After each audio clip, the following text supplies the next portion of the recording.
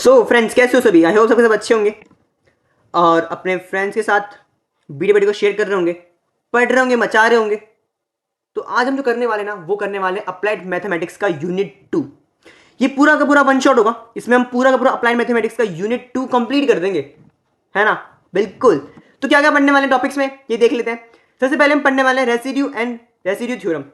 Residue को पढ़ेंगे, जैसे कि मैंने एक वर्ड यूज किया था पिछली वीडियोस में, वो यूज किया था रेसिड्यू एंड रेसिड्यू थ्योरम, कि हम ये इंटीग्रेशन के लिए यूज करते हैं। आज हम इसको देखने वाले हैं कैसे यूज करेंगे। फिर हम पढ़ेंगे एप्लीकेशन ऑफ रेसिड्यू, कि क्या क्या एप्लीकेशन होती है। 2 एप्लीकेशन है, बहुत ईजी एप्लीकेशन है। फिर हम पढ़ेंगे कन्फॉर्मल मैपिंग, डब्ल्यू प्लेन को जेड प्लेन से कैसे मैपिंग करते हैं वो सब इसमें पढ़ेंगे, इनके टाइप्स पढ़ेंगे। फिर पढ़ेंगे बाइलिनियर ट्रांसफॉर्मेशन, बहुत ईजी है, एक फॉर्मूले को दिमाग में रखना है, एक फॉर्मूला पता है ना तो बाइलिनियर ट्रांसफॉर्मेशन यूं हो जाएगा। फिर हम पढ़ेंगे application of analysis, this is my last topic of the unit 2, और उसके बाद इंपॉर्टेंट क्वेश्चन हम कर रहे होंगे, और उसके बाद हम अपना कंप्लीट कर देंगे यूनिट 2 अप्लाइड मैथमेटिक्स का।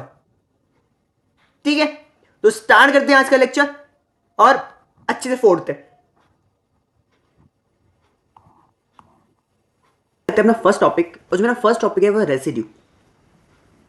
सबसे पहले हम ये पढ़ लेते हैं, हम टॉपिक पढ़ लेते हैं लेकिन हमें पता नहीं होता हम इसका यूज क्यों कर रहे हैं।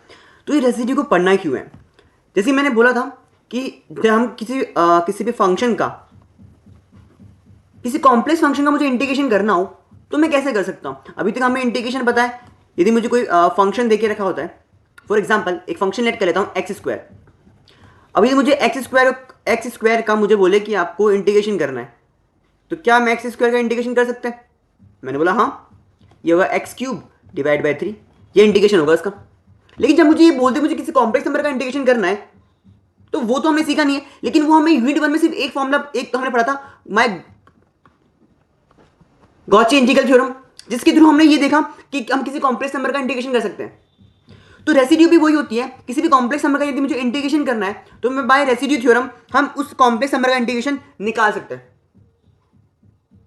तो मतलब ये कि हमारे पास दो ऐसे मतलब फॉर्मूले हैं, एक तो गॉची इंटीग्रल थ्योरम और एक रेसिड्यू थ्योरम, जो हमें किसी भी कॉम्प्लेक्स नंबर का इंटीग्रेशन लाके देती है, पहली बात। दूसरी बात ये कि जो रेसिड्यू थ्योरम होती है वो ज्यादा इजी होती है as compared to Cauchy integral theorem. ये क्यों होती है? जब हम इसको करेंगे, इस पर क्वेश्चन परफॉर्म करेंगे तो हमें लगेगा कि हाँ वो उसके कंपैरिजन में ज्यादा इजी है। तो ये जिसने यूनिट 1 नहीं देखी है वो जाकर चेकआउट कर लो और ये देख लो कि गॉची इंटीग्रल थ्योरम कैसे वर्क करती है, और फिर जब इसको देखेंगे हम तो ये हमें और ज्यादा इजी लगेगी। सबसे पहले ये पढ़ते हैं रेसिड्यू थ्योरम क्यों यूज करते हैं, ये देख लिया। अब कैसे यूज करते हैं वो देखते हैं। तो सबसे पहले ध्यान रखना, रेसिड्यू निकालते कैसे हैं। हम क्या करेंगे, हमें जो फंक्शन गिवन होगा हम उस फंक्शन का रेसिड्यू निकालेंगे। अच्छा, जब रेसिड्यू निकालते हैं तो वो सिर्फ सर्कल के इनर पॉइंट्स के लिए ही रेसिड्यू निकलता है। ये मैं एक वर्ड यूज कर रहा हूं इनर पॉइंट्स के लिए, मैं आगे एक्सप्लेन करूंगा कि मैं सिर्फ ये क्यों बोल रहा हूं कि इनर पॉइंट्स के लिए निकलेगा। मतलब ये कि रेसिड्यू निकालने के लिए सबसे पहले मैं पॉइंट कैलकुलेट करूंगा, और पॉइंट कैलकुलेट करके ये पता लगाऊंगा कि वो पॉइंट सर्कल के अंदर लाई कर रहा है, सर्कल के बाहर लाई कर रहा है। सर्कल के अंदर लाई करेगा तो रेसिड्यू सर्कल के अंदर के लिए निकलेगा, बाहर के लिए रेसिड्यू थ्योरम नहीं लगती, ये रेसिड्यू नहीं निकलता। अच्छा, फॉर्मूला क्या होता है रेसिड्यू कैलकुलेट करने का? फॉर एग्जाम्पल 2 फॉर्मूले होते हैं, पहला फॉर्मूला और दूसरे फॉर्मूले में क्या डिफरेंस है वो देखेंगे। पहला फॉर्मूला कब लगता है? यदि मेरा कोई फंक्शन है एफ ऑफ जेड जिसका पोल सिंपल पोल है। सिंपल पोल कहने का मतलब क्या है? सिंपल पोल मैं अभी एक्सप्लेन कर देता हूं कि सिंपल पोल मतलब ये होता है कि जिस पोल ऑफ ऑर्डर 1, यानी जिसका पोल 1 है उसको हम सिंपल पोल बोलेंगे, और उस सिंपल पोल का जब मुझे रेसिड्यू निकालना होगा एट z इक्वल टू ए पे, जब मुझे z इक्वल टू ए क्या है? ये वही पॉइंट है जो पॉइंट सर्कल के अंदर लाई कर रहा है, और मुझे उस पॉइंट पर मुझे रेसिड्यू कैलकुलेट करना है। तो z इक्वल टू ए पर मुझे रेसिड्यू कैलकुलेट करना है, और वो पोल कौन सा? सिंपल पोल है। तो अब ये फॉर्मूला लगाओगे, ये जब मेरा सिंपल पोल होगा तो मैं पहला वाला फॉर्मूला लगाऊंगा। जब मेरा पोल मल्टीपल होगा, मतलब पोल की वैल्यू क्या हो सकती है? 2, 3, 4, 5 ऐसे कुछ हो सकती है, तो तब मैं सेकंड वाला फॉर्मूला लगाऊंगा। फॉर्मूला क्या बोलता है? फॉर्मूला बोलता है limit z tends to a वही पॉइंट होगा, तो limit z tends to a z minus a f of z. ये एफ ऑफ जेड क्या होगा? वो पूरा फंक्शन जिस फंक्शन से मुझे क्या निकालना है? रेसिड्यू निकालना है। तो z minus F of z, ये मेरा पहला फॉर्मूला है। इसको लर्न कर लो, बिकॉज ये एक ऐसा क्वेश्चन है जो एग्जाम में आता ही आता, बहुत इंपॉर्टेंट क्वेश्चन है ये, बहुत इंपॉर्टेंट। यूनिट 2 से यदि क्वेश्चन आएगा ना तो एक ये क्वेश्चन आपको जरूर दिखेगा रेसिड्यू का, तो उसको दिमाग में बैठा लो ये 2 फॉर्मूले को। ठीक है, दूसरे फॉर्मूले का हम यूज करते हैं ऑर्डर m के लिए, जो मेरा पोल एम आई, पहली बात। दूसरी बात कि जो ये रेसिड्यू है पोल एम के लिए क्या फॉर्मूला होगा, वो होगा 1 में m माइनस वन का फैक्टोरियल। m क्या है, वो ऑर्डर होगा, मतलब m की वैल्यू 2 हो सकती है, 3 हो सकती है, 4 हो सकती है। तो फॉर एग्जांपल अब मान लेते हैं कि हमारी m की वैल्यू 3 है, तो 1 में 3 माइनस वन का factorial limit z tends to a d m minus one में d z m minus one z minus a की power m f of z। ये मेरा होगा फॉर्मूला। सीधा फॉर्मूला लगाना है और आंसर गेट करना है, तो फॉर्मूले को एकदम लर्न कर लेना है। जैसे हमें रेसिड्यू मिलेगा बाय यूजिंग दिस फॉर्मूला या बाय यूजिंग दिस फॉर्मूला, फिर हम क्या करते हैं, कैलकुलेट कर या यूज करते हैं रेसिड्यू थ्योरम। मैंने क्या बोला था, मुझे सबसे पहले स्टार्टिंग बोला था कि मुझे उस फंक्शन का इंटीग्रेशन निकालना है। क्या निकालना है, इंटीग्रेशन निकालना है। तो ये फंक्शन का मुझे इंटीग्रेशन निकालना है, तो रेसिड्यू थ्योरम ये बोलती है कि the sum of all residue point, यानी मतलब कि for example f of z जो फंक्शन था, इसके अंदर 3 पॉइंट्स है, तो जितने भी पॉइंट्स पर रेसिड्यू कैलकुलेट हो सकता है उन सभी पॉइंट्स पर रेसिड्यू कैलकुलेट करो, उन सबका सम करो और 2 पाई आयोटा से मल्टीप्लाई कर दो, आपको उस फंक्शन का इंटीग्रेशन मिल जाएगा। मैं वापस रिपीट कर देता हूं, जितने भी पॉइंट्स हैं जिन पॉइंट पे रेसिड्यू कैलकुलेट हो सकता है, मैंने ये बार बार क्यों बोल रहा हूं कैलकुलेट हो सकता है, बिकॉज जरूरी नहीं है सारे पॉइंट्स पे कैलकुलेट हो, क्योंकि रेसिड्यू में से इनर पॉइंट निकलता है। तो ये तीनों के तीनों पॉइंट्स इनर पॉइंट है, सर्कल के अंदर लाई कर रहे हैं, तीनों पे रेसिड्यू कैलकुलेट करेंगे, तीनों का सम करेंगे और उसको 2 पाई आयोटा से मल्टीप्लाई करेंगे। एक क्वेश्चन लेके देखते हैं और उस क्वेश्चन के थ्रू और अच्छे से जो मैंने फॉर्मूले बोले हैं, 2 फॉर्मूले और ये जो थ्योरम बोली है, इसको इंप्लीमेंट करते हैं। सबसे पहले हम कैलकुलेट कर रहे हैं रेसिड्यू कैलकुलेट कर रहे हैं। तो मैंने एक क्वेश्चन लिखा, क्वेश्चन ये कहना चाह रहा है कि फंक्शन है f of z is equal to में अपॉन में z माइनस वन का whole square z minus two z plus two. ठीक है, ये हमारा एक फॉर्मूला है, ये 2 है। तो मुझे बोला है कि जितने पॉइंट्स पर रेसिड्यू निकाल सकता है सभी पॉइंट्स पे रेसिड्यू कैलकुलेट करो, मुझे बोल दिया। पहली बात, यहां पे कोई सर्कल गिवन होगा, यहां पे जो सर्कल गिवन है वो मान के चलो mod z is equal to 3 का गिवन है, मॉड z इक्वल टू 3 के लिए गिवन है। सबसे पहला स्टेप, जब भी आप रेसिड्यू क्वेश्चन करोगे आपका पहला स्टेप आना चाहिए कैलकुलेट द पॉइंट। सबसे पहले हम पॉइंट कैलकुलेट करते हैं जिस पॉइंट पे मुझे कैलकुलेट करना रेसिड्यू, यानी वो पॉइंट कौन सा है। उस पॉइंट को हम सिंगुलर पॉइंट भी कहते हैं, क्योंकि जो पॉइंट सर्कल के अंदर लाइक करता है उसको सिंगुलर पॉइंट कहते हैं। पहली बात। दूसरी बात, उसको कैलकुलेट कैसे करें, तो वो जो देखो कैसे कैलकुलेट करना, जो भी डिनोमिनेटर में फंक्शन गिवन होगा उसको 0 के बराबर रख दो, तो z minus one is equal to 0, तो z इज इक्वल टू 1। मेरा पहला पॉइंट आया, z plus two is equal to में 0, तो z is equal to minus two. ये मेरे 2 पॉइंट्स आए हैं। पहली बात, इन 2 पॉइंट्स पे रेसिड्यू कैलकुलेट हो सकता है क्या, पहले चेक करते हैं। ये 2 पॉइंट्स पहले निकाल लेना, पहले स्टेप में क्या करना है, पॉइंट्स कैलकुलेट करने। अब ये चेक करना है क्या ये पॉइंट सर्कल के अंदर लाइक कर रहे हैं। तो मैंने बताया था आपके राइट हैंड साइड जो लिखा होता है वो रेडियस लिखा होता है। तो कैसे चेक करना है, इस पॉइंट को इस z की जगह लो, तो मॉड ऑफ 1 क्या लेस देन 3 है, रेडियस के अंदर, रेडियस से छोटा, मतलब ये पॉइंट अंदर लाइक कर रहा है, यानी ये पॉइंट z इक्वल टू 1 अंदर लाइक कर रहा है। z equal to minus two, मैंने बोला भी सही बात है, minus two is less than 3, तो ये भी क्या लाइक कर रहा है, सर्कल के अंदर लाइक कर रहा है। दोनों पॉइंट सर्कल के अंदर लाइक कर रहे हैं, यानी रेसिड्यू क्या हो सकता है, कैलकुलेट हो सकता है इन दोनों पॉइंट्स पर। ठीक है, पहला स्टेप हो गया, दोनों पे कैलकुलेट होगा। अब दूसरा, पोल देखना है कि रेसिड्यू ये पता लगे कैलकुलेट करना है, लेकिन मेरे पास 2 फॉर्मूले हैं, मैं कौन सा फॉर्मूला यूज करूंगा, तो मुझे देखना है पोल कौन सा है। सिंपल पोल है कि पावर m का है। तो जब मैं z इक्वल टू 1 की बात कर रहा हूं, तो इस z इक्वल टू 1 की पोल कैसे निकालू, तो देखो z इक्वल टू 1 कहां से निकला है, यहां से निकला z माइनस 1 से। इस z माइनस 1 की पावर क्या है, मैंने बोला z माइनस 1 की पावर तो 2 है, यानी मुझे पोल निकालने के लिए आपको ये देखना है कि इसकी पावर क्या है। ये पावर 2 है, इसका मतलब इसका पोल कितना है, पोल ऑफ ऑर्डर कितना है, 2। यहां पे 3 होता तो बोलते इस z इक्वल टू 1 का जो पोल है वो क्या होता, 3 होता। तो मतलब पावर में जो लिखा होगा वो हमारे को क्या रिप्रेजेंट कर रहा होगा, वो पोल को रिप्रेजेंट कर रहा होगा। सिंपल पोल या power of order m, pole of order m। ठीक है, तो ये तो पता लग गया पोल 2 है। पोल 2 है इसका मतलब सेकंड वाला फॉर्मूला लगेगा। सेकंड वाला फॉर्मूला क्या होता है, सेकंड वाला फॉर्मूला के लिए जब हम रेसिड्यू कैलकुलेट करते हैं तो फॉर्मूला होता है 1 अपॉन में m माइनस 1। यहां पे m की वैल्यू कितनी है, 2, तो 2 माइनस 1 का फैक्टोरियल, फिर आता है लिमिट z टेंस टू ए क्या है, ये 1, फिर 1 अपॉन m माइनस 1 का फैक्टोरियल, लिमिट, फिर लिखते हैं d, यहां पे आता है dz, और आता है m माइनस 1, यहां पे m नहीं है, m की जगह क्या है 2, तो जगह 2 माइनस 1, 2 माइनस 1, 2 है बेसिकली, 2 माइनस 1, और फिर आएगा z माइनस 1, ए की जगह 1 था, की पावर 2, और एफ ऑफ जेड कितना है, ये पूरा का पूरा एफ ऑफ जेड है, कंप्लीट एफ ऑफ जेड है, तो मैंने क्या कर दिया, कंप्लीट एफ ऑफ जेड यहां लिख दिया, जेड माइनस 1 का होल स्क्वायर जेड प्लस 2।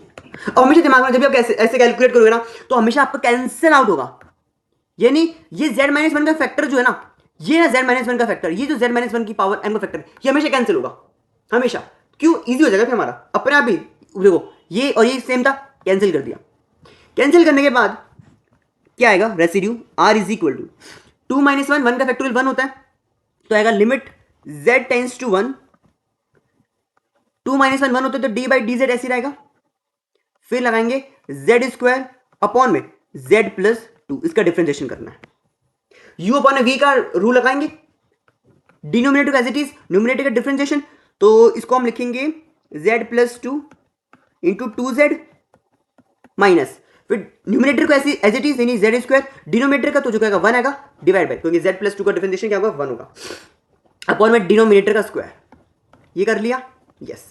अब लिमिट डाल दो, क्या डाल दो, लिमिट, तो z में z होगा 1 डाल देंगे, तो आ जाएगा 1 प्लस 2, यहां जाएगा 2, और यहां पे आ जाएगा 1 का स्क्वायर 1 होता है, अपॉन में 1 प्लस 2, 3 3 का स्क्वायर 9, तो कितना आ जाएगा, 2 और 1 3, 3 2 जा 6, 6 माइनस 1 5, तो 5/9, दिस इज माई आंसर। लेकिन ये आंसर किसके लिए था, ये आंसर था जब z equal to 1, z equal to 1 के लिए, लेकिन अब मुझे रेसिड्यू कैलकुलेट करना है z इक्वल टू -2 के लिए, z इक्वल टू -2 के लिए कैलकुलेट कर लेते हैं, स्पेस नहीं है तो मैं इसको रफ कर देता हूं, आई होप सबने लिख लिया होगा, तो z इक्वल टू -2 के लिए कैलकुलेट करते हैं, -2 के लिए कैलकुलेट करते हैं, और देखते हैं -2 के लिए क्या आता है, तो -2 के लिए कैलकुलेट करना है, सबसे पहले जैसे मैंने पॉइंट कैलकुलेट किया उसके बाद मुझे देखना है पोल कौन सा है, तो मैंने पोल के लिए मुझे क्या देखना है, पावर देखनी है, तो z इक्वल टू -2 पे पोल कितना है, तो हम बोलेंगे इसकी पावर कितनी है, z प्लस 2 की पावर 1 है, तो पावर 1 है मतलब इट इज अ सिंपल पोल, ये कौन सा है, सिंपल पोल के लिए, तो हम बोलेंगे z इक्वल टू 2 का जो पोल है वो सिंपल पोल है, सिंपल पोल है, लिखना जरूरी है कि ये पॉइंट, ये जो पॉइंट है इस पॉइंट पे कौन सा पोल आ रहा है, पॉइंट ये लिखना जरूरी है, सिंपल पोल है या ऑर्डर 1 ऑर्डर 2 3 4 ऐसे लिखना जरूरी है, ठीक है। तो जैसे हमने लिखा कि सिंपल पोल है, फॉर्मूला लगाएंगे, सिंपल पोल में फॉर्मूला क्या होता है, बहुत इजी होता है, limit z tends to a की वैल्यू क्या है, -2, फिर z माइनस a, तो माइनस माइनस प्लस और ये आ जाएगा, फिर f ऑफ z कितना है, ये रहा z स्क्वायर अपॉन में z माइनस 1 का होल स्क्वायर और z प्लस 2, फिर मैंने बोला था हमेशा कैंसिल आउट होगा, तो ये चीज और ये कैंसिल आउट हो गए, लिमिट डाल दी, तो -2 का स्क्वायर 4 हो जाएगा, और -2 -1 -3, -3 का स्क्वायर प्लस का 9, तो ये हमारा आंसर, तो बहुत इजी है, देखो कैलकुलेट हो गया, बहुत इजी है। कभी कभी हो सकता है, कुछ चांसेस होते हैं कि जब लिमिट डालो तो 0/0 की फॉर्म बन सकती है, अभी तो यहाँ पे 0/0 की फॉर्म नहीं बन रही है, पर ऐसा जरूरी नहीं है, क्वेश्चन कोई भी नया आ सकता है, तो उस केस में इन्फिनिटी फॉर्म या 0/0 की फॉर्म बने तो एल हॉस्पिटल लगाना, ऊपर अलग डिफरेंशिएट करना, नीचे अलग डिफरेंशिएट करना, और उसके बाद फिर से वो पॉइंट डाल के देखना, ठीक है, ओके। तो हमने ये देख लिया कि इन दोनों फॉर्मूले को, रेसिड्यू के फॉर्मूले को कैसे यूज करना है, सिंपल पोल के लिए और पोल ऑफ ऑर्डर m के लिए। अब हम यूज करते हैं रेसिड्यू थ्योरम का, यहां लगाने, रेसिड्यू थ्योरम का एक क्वेश्चन कर लेते हैं, ठीक है, क्वेश्चन करते हैं, ये क्वेश्चन गिवन है और ये बोला है कि मुझे क्या निकालना है, इंटीग्रेशन निकालना है किसी कॉम्प्लेक्स फंक्शन का। जैसे ही देखा इंटीग्रेशन निकालना है किसी कॉम्प्लेक्स फंक्शन का, मेरे दिमाग में आया कि मैं रेसिड्यू थ्योरम लगाता हूं। रेसिड्यू थ्योरम क्या बोलती है कि पहले तो जिस पॉइंट्स कैलकुलेट करो, जिन जिन पॉइंट पर रेसिड्यू कैलकुलेट हो सकता है कैलकुलेट करो, और 2 पाई आयोटा से मल्टीप्लाई कर दो, ऊपर मैंने फॉर्मूला भी लिखा हुआ है। मैंने बोला ठीक है, कैसे कैलकुलेट करते हैं, डिनोमिनेटर को 0 पर रखो तो 1 z प्लस आयोटा, मतलब z plus 1 is equal to 0, तो z इक्वल टू -1। अब मुझे पता लगे z इक्वल टू -1 पे मुझे कैलकुलेट करना है, ठीक है। जैसे मैंने सर्कल गिवन होगा, मोड ऑफ जो सर्कल है वो इसलिए इस तरीके से गिवन है, mod of z equal to 2, तो mod of z equal to 2 इसका मतलब यह है कि जो पॉइंट है -1 वो सर्कल के अंदर लाई कर रहा है, बिकॉज रेडियस 2 है, तो कहीं ना कहीं पॉइंट अंदर लाई करना है। इसका मतलब इस पॉइंट पर हम रेसिड्यू कैलकुलेट तो कर सकते हैं, पहली बात। अब कैलकुलेट कैसे करें, तो मैंने बोला बहुत ईजी है। कैलकुलेट करने के लिए ये देखो उसकी पावर क्या थी, पावर तो m थी, पावर क्या है भाई 2 है, इसका मतलब सेकंड वाला फॉर्मूला लगेगा ऑफ ऑर्डर m वाला, वो क्या होता है 2 - 1 का factorial, limit z tends to a की वैल्यू -1, 2 - 1 अपॉन में 2 - 1 रखेंगे, d बाई डी जेड 2 - 1, यहाँ पे आएगा 2 - 1 2 - 1 तो 1 होता है, z माइनस a की पावर m क्या पे 2 और फिर e की पूरा f ऑफ z। फिर मैंने बोला हमेशा कैंसिल आउट होगी, चीजें कैंसिल आउट हो गई। डिफरेंशिएट करेंगे e की पावर z का डिफरेंशिएट e की पावर z होता है, 2 - 1 का फैक्टोरियल 1 होता है। लिमिट जब हम z टेंड्स टू -1 लगाएंगे तो जहां पे z हमें -1 रखेंगे तो e की पावर -1 आ जाएगा। पहली बात वो ये है कि यहां पे तो a की फैक्टर था, तो एक ही पॉइंट मिला मुझे और मैंने उस एक पॉइंट पे कैलकुलेट कर दिया रेसिड्यू। अब मुझे इंटीग्रेशन का निकालना है, इंटीग्रेशन निकालना था इसका, तो रेसिड्यू थ्योरम लगाएंगे। रेसिड्यू थ्योरम क्या बोलती है 2 pi iota into sum of all residue point, क्योंकि अभी एक ही पॉइंट था तो वो उसको हमने सीधा लिख दिया। लेकिन यदि यहां हो सकता है कि दो पॉइंट्स पे हम कैलकुलेट करें, तो ये 2 पॉइंट्स 3 पॉइंट हो तो तीनों पॉइंट्स पे रेसिड्यू कैलकुलेट करना है, पहला स्टेप। दूसरे स्टेप में क्या करना है, तीनों को सम कर देना है और 2 पाई आयोटा से मल्टीप्लाई कर देना है, जैसे यहां किया था। फॉर एग्जांपल यदि मुझे इसी का इंटीग्रेशन पूछता तो मुझे ये जो आया था ना 4/9 और 5/9, इन दोनों को सम करता, तो इन दोनों का सम करता तो कितना आता 4/9 और 5/9 एंड 4/9, इसका सम करता तो ये कितना आ जाता 1 आ जाता और इसको 2 पाई आयोटा से मल्टीप्लाई कर देता। ठीक है, तो क्वेश्चन कोई भी हो सकता है। सबसे पहले आपको हर पॉइंट पे रेसिड्यू कैलकुलेट करना है और फिर सबका सम कर देना, उसको 2 पाई आयोटा से मल्टीप्लाई कर देना, डेट सेट। बहुत इजी होता है। ओके, और यदि सपोज करो आगे जब हम आगे हो सकता है कोई ऐसा क्वेश्चन है जिसमें पॉइंट जो है वो सर्कल के बाहर लाइक कर रहा है, तो यदि कोई पॉइंट सर्कल के बाहर लाइक करना है तो उसके लिए रेसिड्यू कैलकुलेट करना ही नहीं है, क्योंकि रेसिड्यू हमेशा इनर पॉइंट के लिए कैलकुलेट करता है, तो उसके लिए कैलकुलेट नहीं करेंगे, तो बहुत ईजी हो जाता है। इस वजह से ज्यादा ईजी थ्योरम मानी जाती है इंडिकेशन के परस्पेक्टिव से। ठीक है, तो आगे बढ़ते हैं और आगे हम देखते हैं अपना नेक्स्ट जो कि है हमारा रेसिड्यू एप्लीकेशन। सबसे पहली एप्लीकेशन हम देख रहे हैं, थोड़ा ज्यादा जूम हो गया तो मैं इसको जूम इन कर लेता हूं।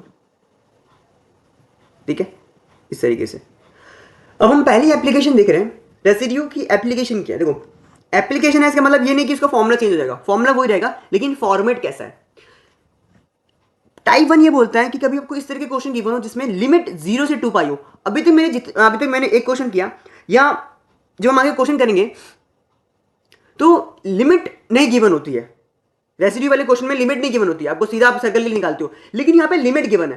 तो पहचानेंगे कैसे कि रेसिड्यू एप्लीकेशन लगेगी, लिमिट गिवन होगी पहली बात तो, और जो लिमिट है वो 0 से 2 पाई होनी चाहिए। ये भी मेन है। दो टाइप ये, इसको दिमाग में रख लो। पहला टाइप क्या है कि लिमिट 0 से 2 पाई होनी चाहिए, और दूसरी बात क्या क्या दिमाग में रखनी है कि जो फंक्शन है वो थीटा के फॉर्मेट में होना चाहिए। यहाँ कोई कॉस थीटा साइन थीटा का कोई फॉर्मेट होना चाहिए, और ये डी थीटा के रिस्पेक्ट में इंटीग्रेट होना चाहिए। तो यदि ये पूरा फॉर्मेट मैच कर जाए इसका मतलब है इसका मतलब है हमें यहाँ पर एप्लीकेशन ऑफ रेसिड्यू लगानी है, और ये हमारा फॉर्मेट नंबर 1 है। इंटीग्रेशन 0 से 2 पाई है और जिसका इंटीग्रेशन करना है वो थीटा के फॉर्मेट में, तो टाइप 1 लगाना है। टाइप 1 क्या कहता है, टाइप 1 ये कहता है कि हमेशा हम जो डील करते हुए आए हैं वो कॉम्प्लेक्स नंबर के लिए क्या करते हुए आए हैं। मतलब मुझे इंटीग्रेशन जो करना है मुझे तो कॉम्प्लेक्स नंबर करना है, यहाँ पे थीटा है तो क्या करेंगे जहां पे भी थीटा होगा उसको रिप्लेस कर देंगे z में, यानी z में कन्वर्ट करेंगे। यानी जो मेरा पहला स्टेप होगा, जैसे मुझे पता लगा कि मेरे टाइप 1 है, मेरा पहला स्टेप क्या होगा, कन्वर्ट द थीटास, जितने भी थीटा होंगे कॉस थीटा साइन थीटा को कन्वर्ट करेंगे z में। ये तो डी थीटा ना, ये डी थीटा, इसको भी कन्वर्ट करेंगे। कैसे, डायरेक्ट लर्न करना चाहो तो लर्न कर सकते हो, वरना तो z इक्वल टू ई की पर आयोटा थीटा होता है। This is my Euler's form, सबको पता है z इक्वल टू ई की पर आयोटा थीटा होता है। दोनों तरफ डी थीटा से डिवाइड कर दो, तो जब डी थीटा से डिवाइड करेंगे तो आएगा डी थीटा अपॉन में D theta, D Z upon में डी थीटा। ई की पावर एक्स का डिफरेंशिएशन, ई की पावर एक्स होता है, लेकिन यहाँ पे मैंने एक्स क्यों बोल रहा हूँ, वो वेरिएबल मान के चल रहा हूँ मैं। तो ई की पावर आयोटा थीटा का डिफरेंशिएशन, ई की पावर आयोटा थीटा, जिसको थीटा माना, मतलब जिसको हमने चेन रूल के थ्रू जिसको मानते हैं उसको आप डिफरेंशिएशन करते हैं, तो यहाँ पे आयोटा आ गया। ये दिनों में थीटा था उसको मैं यहाँ लेके चला गया। ठीक है, ओके। तो सीधा लर्न करना चाहें तो सीधा लर्न कर सकते हैं। क्या लर्न कर सकते हैं, जहां पे आपको डी थीटा दिखे उसको रिप्लेस कर देना है डी जेड अपॉन में आयोटा जेड से, डी जेड अपॉन में आयोटा जेड से, पहला रिप्लेसमेंट। जहाँ पे डी थीटा दिखेगा उसको डी जेड अपॉन में आयोटा जेड से रिप्लेस करना है। सेकंड स्टेप क्या होगा, सेकंड क्या होगा, मतलब इसी में सेकंड पॉइंट क्या होगा, जहाँ पे कॉस थीटा दिखे उसको रिप्लेस कर देना है 1/2 जेड प्लस 1/z से, 1/2 जेड प्लस 1/z से रिप्लेस कर देना है। और जहाँ पे साइन थीटा दिखे उसको 1/2 आयोटा z माइनस 1/z से रिप्लेस कर देना है। यहाँ पे प्लस था तो हमें माइनस हो जाएगा, और यहाँ पे कुछ नहीं था, यहाँ पे आयोटा आ जाएगा। तो 1/2 z प्लस 1/z और 1/2 iota z minus 1/z, cos theta sine theta को रिप्लेस कर देंगे। एक क्वेश्चन करते हैं और क्वेश्चन को समझते हैं मैं कहने का चाह रहा हूं। क्वेश्चन बोल रहा है कि कैलकुलेट करना है इसका इंटीग्रेशन। मैंने क्वेश्चन को देखा, मैंने बोला 0 से 2 पाई लिमिट है और डी थीटा आ रहा है, डी थीटा के रिस्पेक्ट में इंटीग्रेट करना है। तो कहीं ना कहीं इंटीग्रेशन वाला क्वेश्चन है, तो मुझे रेसिड्यू थ्योरम लगानी है। रेसिड्यू थ्योरम तो लगाएंगे, लेकिन रेसिड्यू थ्योरम में भी क्या एप्लीकेशन है, क्योंकि जब लिमिट 0 से 2 पाई हो और फंक्शन जो हो कॉस थीटा में हो तो एप्लीकेशन लगानी है। एप्लीकेशन क्या बोलती है, रिप्लेसमेंट करो। पहला रिप्लेसमेंट क्या होगा, जहां पे डी थीटा होगा उसको रिप्लेस करना है डी जेड अपॉन में आयोटा जेड से, तो डी जेड अपॉन में आयोटा जेड से रिप्लेस कर दिया, पहला स्टेप। दूसरा क्या बोला, यदि cos theta sine theta function के अंदर हो तो उसको रिप्लेस कर दो अकॉर्डिंग टू जो उनकी वैल्यूज होती है। तो देखो कॉस थीटा कर दिया 1/2 जेड प्लस 1/z, इस तरीके से पहले एलसीएम ले लिया और एलसीएम लेकर के अच्छे से लिख दिया 2z अपॉन में 4z plus Z square plus 1, और इस तरीके से ये z और ये z कैंसिल आउट हो गया। अब यहां से जब मैं यहां आया तो मैंने लिमिट का गायब कर दी, क्योंकि हमें पता है कि जो हम रेसिड्यू निकालते हैं वो एक सर्कल, कंप्लीट सर्कल के लिए निकालते हैं, यानी सर्कल के अंदर वाले पॉइंट से निकालते हैं। तो इसका मतलब ये जो लिमिट होगी उसको हम कन्वर्ट कर देंगे अपने सर्कल में, और यहां पे जो हम सर्कल एज्यूम करते हैं वो एक यूनिट सर्कल एज्यूम करते हैं mod of z equal to 1 के लिए। यानी मैं एक ऐसा सर्कल एज्यूम करता हूं जिसका सेंटर 0,0 होता है, जिसका रेडियस 1 होता है। इसी वजह से इसको हम यूनिट सर्कल भी कहते हैं, जिसका रेडियस 1 है, जिसका सेंटर 0,0 है। तो जब भी क्वेश्चन आएगा जो भी लिमिट होगी, हमेशा लिमिट 0 से 2 होगी, उसको रिप्लेस करना किससे, सर्कल से। तो यहां पे क्या लगा देना सी, कि हम जो रेसिड्यू कैलकुलेट करेंगे वो सी के लिए कैलकुलेट करते हैं। ठीक है, ये किया, 2 आयोटा को बाहर ले लिया बिकॉज इंटीग्रेशन से हम बाहर ले सकते हैं। अब मैंने ये वाला फॉर्मेट चेक किया, ये फॉर्मेट क्या है, तो मैंने बोला इंटीग्रेशन के अंदर कॉम्प्लेक्स नंबर है और सर्कल के लिए इंटीग्रेशन करना है। ये तो वही वाला क्वेश्चन है, किसी कॉम्प्लेक्स नंबर का इंटीग्रेशन करना हो तो बाय रेसिड्यू थ्योरम हम कैलकुलेट कर सकते हैं। उसके लिए क्या करता है, सबसे पहले नीचे फैक्टर होने चाहिए, ये क्वाड्रेटिक इक्वेशन है, इस क्वाड्रेटिक इक्वेशन के रूट निकाल लेते हैं, और जो रूट्स निकलेंगे, रूट्स कैसे निकलेंगे, z माइनस अल्फा और z माइनस बीटा, मैं ए बी मान बी मान लो, तो z minus alpha z minus beta, ये दो हमारे फैक्टर्स होंगे। z इक्वल टू अल्फा रखूंगा, एक बार z इक्वल टू बीटा रखूंगा, मतलब इक्वल टू 0 कर, जब इक्वल टू 0 रखूंगा तो मुझे z equal to alpha z equal to beta, ये 2 पॉइंट्स मिल जाएंगे। चेक कर लूंगा कौन सा पॉइंट अंदर लाइक कर रहा है, कौन सा पॉइंट बाहर लाइक कर रहा है। तो मैंने इसका क्वाड्रेटिक इसका निकाले, तो जो मैंने इसका कैलकुलेट किया, आफ्टर कैलकुलेशन मुझे यहाँ पे 2 रूट्स मिले, मुझे क्या मिले, 2 रूट्स मिले। एक रूट क्या था, एक रूट था -2 प्लस √3 और एक था -2 माइनस √3, ये मेरे को 2 रूट्स मिले। तो मतलब मान के चलिए मेरे 2 पॉइंट्स मिल गए, z इक्वल टू अल्फा यानी z इक्वल टू -2 प्लस √3, ये एक पॉइंट मिल गया, और एक z इक्वल टू में -2 और √3, ये 2 पॉइंट्स मुझे मिल गए। अब मुझे चेक करना है, क्योंकि मुझे ये 2 पॉइंट्स मिलने के बाद पहला स्टेप क्या होता है, उस पॉइंट को कैलकुलेट करो और फिर चेक करो क्या वो पॉइंट सर्कल के अंदर लाइक कर रहा है, बिकॉज रेसिड्यू जो होता है वो सर्कल के अंदर जो पॉइंट लाइक करता है उसके लिए कैलकुलेट करते हैं हम। ठीक है, सर्कल कौन सा है, हमने यूनिट सर्कल माना है। तो मैंने बोला जब मैं -2 प्लस √3 को डालूंगा तो ये सर्कल के अंदर लाई करेगा, इनसाइड द सर्कल लाई करेगा। जब मैं इस वाले पॉइंट में डालूंगा -2 माइनस √3, तो वो ग्रेटर देन रेडियस आएगा, मतलब कहीं ना कहीं सर्कल के बाहर लाई करेगा। तो मतलब इसके लिए तो रेसिड्यू कैलकुलेट करना ही नहीं है, तो एक पॉइंट गिवन है, इसके लिए रेसिड्यू कैलकुलेट करना है। फॉर्मूला क्या होता है, इसलिए z माइनस a की पावर 1 होगी, सिंपल पोल होगा, तो सिंपल फॉर्म का फॉर्मूला लगाएंगे, residue is equal to limit z tends to a, ये वो वाला पॉइंट है -2 plus √3, z minus f of z, ये फॉर्मूला यूज किया, वैल्यूज पुट करी, -2 प्लस √3 z माइनस a, और ये फॉर्मूला डाल दिया बेसिकली हमने। यहाँ पे -2 था, +2 जगह, और ये -3, और यहाँ पे मैंने रख दिया पूरा का पूरा f ऑफ z, ये मेरा पूरा f ऑफ z था, ये मैंने यहाँ पे f ऑफ z रख दिया। अब हमने क्या किया, लिमिट पुट कर दी, सीधा लिमिट पुट करी, जहाँ z था वहाँ पे -2 प्लस √3 डाला, जहाँ पे z था -2 प्लस √3 -2 प्लस √3 डाला, और after solving we get the answer जो कि मिला 1/2 √3। लेकिन मैं बता दूं ये हमें जो आंसर मिला है वो ये इस वाले पार्ट के लिए मिला है, ये जो मैंने ब्रैकेट बना के रखा है, इस पूरे की जो वैल्यू है वो 1/2√3 है। इसको 2 आयोटा से भी तो मल्टीप्लाई करना बाहर भी, तो मैंने क्या कर दिया 2 आयोटा से मल्टीप्लाई कर दिया, 2 से 2 कट गया तो कितना आ गया, कैलकुलेटर पे आया आयोटा√3। लेकिन यहां देखना इंटीग्रेशन का आंसर नहीं आया है, इंटीग्रेशन नहीं आया है, हमने तो सिर्फ रेसिड्यू कैलकुलेट किया है और ये बाहर जो पॉइंट जो बाहर मल्टीप्लिकेशन उसको मल्टीप्लाई कर दिया। इंटीग्रेशन के लिए हम क्या लगाते हैं, रेसिड्यू थ्योरम। रेसिड्यू थ्योरम क्या बोलती है कि 2 pi iota into sum of all residue points. एक ही पॉइंट मिला था, ये पॉइंट था, उस पॉइंट को यहाँ रखा, 2 पाई आयोटा से मल्टीप्लाई किया, आयोटा से आयोटा कटा तो 2 पाई अपॉन में √3। This is my answer of the whole integration. इस पूरे इंटीग्रेशन का जो आंसर था वो ये होगा, दैट्स इट। तो मतलब ये है कि एप्लीकेशन जो है वो ये कहती है कि आपको बस ये फॉर्मेट चेक करना है। जैसे हमें पता लगा कि ये फॉर्मेट हमारे मैच करता है, सीधा रिप्लेसमेंट लगाना है। पहले स्टेप में रिप्लेसमेंट करना है, दूसरे स्टेप में जो हम अभी तक करते आ रहे हैं कि मुझे रेसिड्यू पॉइंट कैलकुलेट करना है, उस पॉइंट्स पे रेसिड्यू कैलकुलेट करना है, और यदि इंटीग्रेशन वाला क्वेश्चन है तो रेसिड्यू थ्योरम लगानी है, खत्म।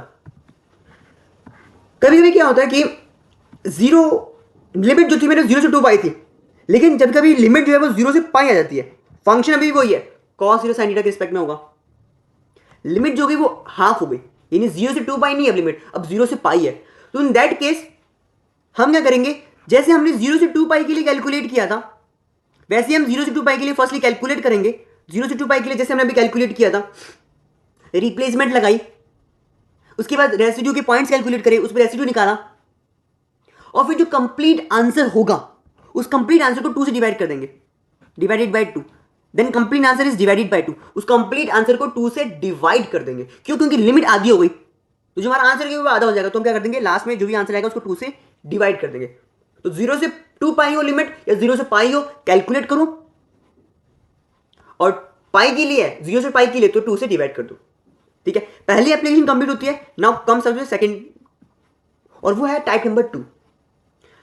टाइप नंबर 2 भी ये भी एक एप्लीकेशन है रेसिड्यू थ्योरम की, और वो क्या है बेसिकली माइनस इन्फिनिटी से प्लस इन्फिनिटी, ये हमारी पहली है और दूसरी है, सॉरी। अब इसमें लिमिट है वो माइनस इन्फिनिटी से प्लस इन्फिनिटी है, तो हम पहचान जाएंगे कि अभी तक जितने क्वेश्चन किया उसमें माइनस इन्फिनिटी से प्लस इन्फिनिटी वाला तो कभी आया ही नहीं है ना, माइनस इन्फिनिटी से प्लस इन्फिनिटी वाला तो अभी तक आया नहीं है।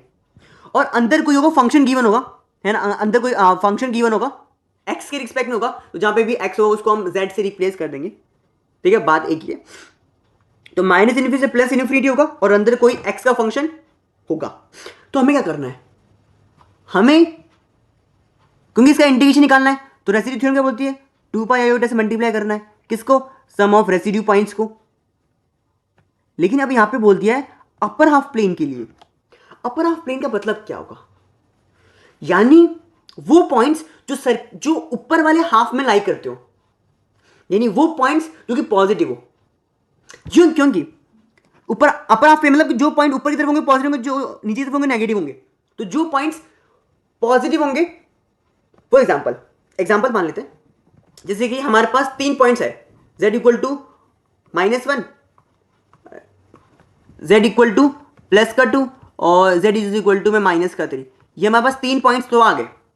अब मुझे क्या करना है, रेसिड्यू कैलकुलेट करना है। लेकिन इन्होंने बोला है, सेकंड टाइप ये बोलती है कि रेसिड्यू उन पॉइंट्स पे कैलकुलेट करना है जो कि अपर हाफ प्लेन पे लाई कर रहे हो, यानी जो कि पॉजिटिव हो। तो इन तीनों में से कौन सा पॉइंट पॉजिटिव है, मैंने बोला z इक्वल टू +2, ये पॉजिटिव है। तो मतलब ये सिर्फ रेसिड्यू किसके लिए कैलकुलेट करेंगे, इस वाले पॉइंट के लिए कैलकुलेट करेंगे, इन दोनों पॉइंट्स के लिए रेसिड्यू कैलकुलेट ही नहीं करेंगे। क्या नहीं करेंगे, कैलकुलेट ही नहीं करेंगे, इन दोनों पॉइंट्स के लिए कैलकुलेट ही नहीं करेंगे। अच्छा ठीक है, अब कैलकुलेट कैसे करना है ये देखते हैं। एक क्वेश्चन की बना है और बोला कैलकुलेट करना है माइनस इन्फिनिटी से प्लस इन्फिनिटी। जैसे देखा माइनस इन्फिनिटी से प्लस इन्फिनिटी, यानी ये कौन सी एप्लीकेशन है, सेकंड एप्लीकेशन है। कोई फंक्शन गिवन होगा, यहाँ पे आप इन टर्म्स ऑफ एक्स भी डील कर सकते हो, इन टर्म्स ऑफ जेड भी क्या कर सकते हो, डील कर सकते हो। यहाँ पे जेड स्क्वायर ले सकते हो, ठीक है। हमें क्या किया, जहाँ पे एक्स था जेड को रिप्लेस कर दिया, ठीक है।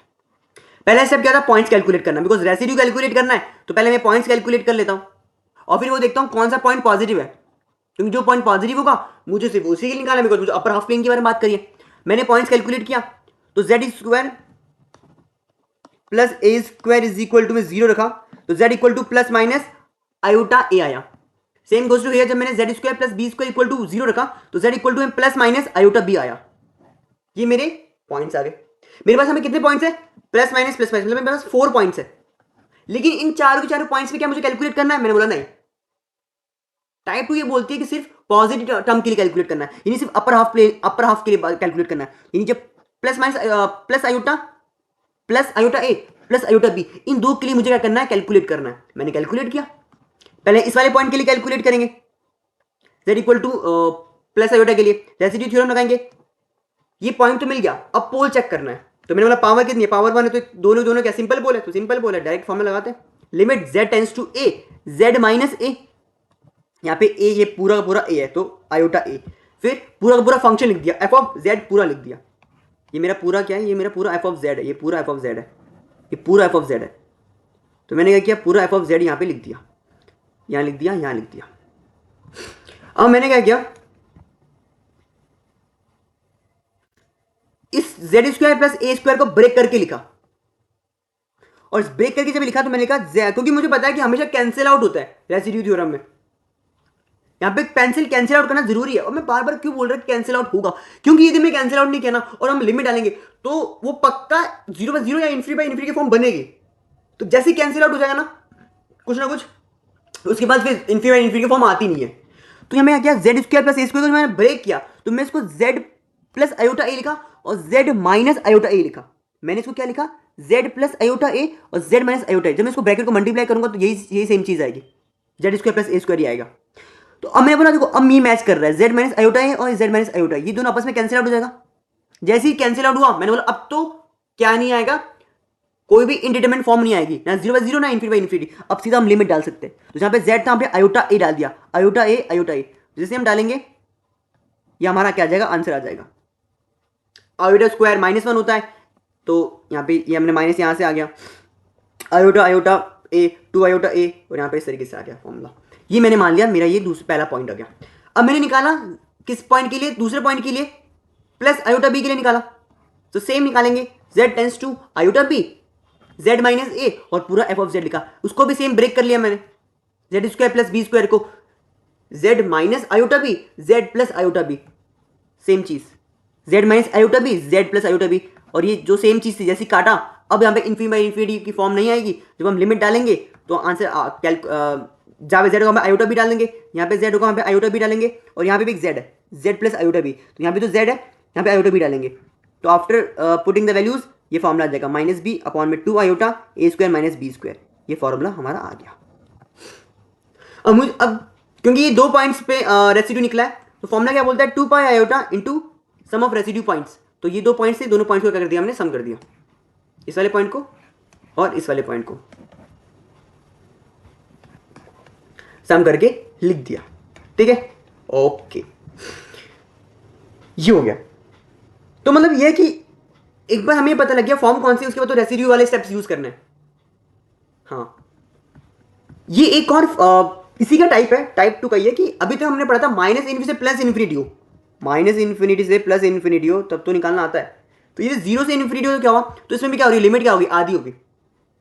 तो हम क्या करेंगे, हम वही चीज यूज करेंगे।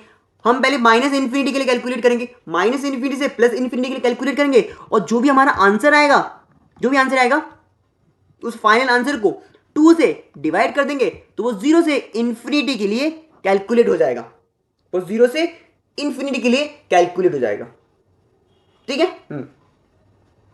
क्वेश्चन गिवन है ये, इस क्वेश्चन को ट्राई करना। ठीक है,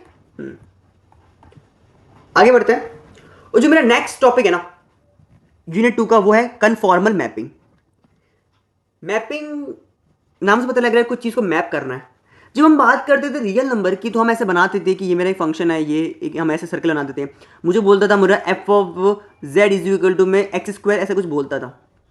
तो मैं बोलता था जब मेरी x की वैल्यू 1 होगी तो मेरी y की वैल्यू 1 आएगी, x की वैल्यू 2 होगी तो y की वैल्यू कितनी आएगी, 4 आएगी। फिर यहाँ पे हम डाल देते 1 2 3, यहाँ पे 1 1 2 3 और 4, 1 को 1 से मैप करते थे, 2 को 4 से मैप करते थे। तो ऐसे रियल नंबर, जब हम बात करते थे रियल नंबर की, तो ऐसे मैपिंग करते थे। लेकिन कॉम्प्लेक्स नंबर में कैसे मैपिंग करेंगे, उसमें हम देखेंगे कन्फॉर्मल मैपिंग के अंदर।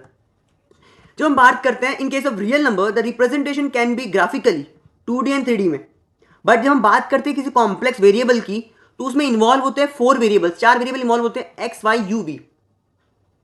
यानी हम जो मैपिंग करते हैं कॉम्प्लेक्स नंबर में वो जेड प्लेन से डब्ल्यू प्लेन के बीच में मैपिंग करते हैं।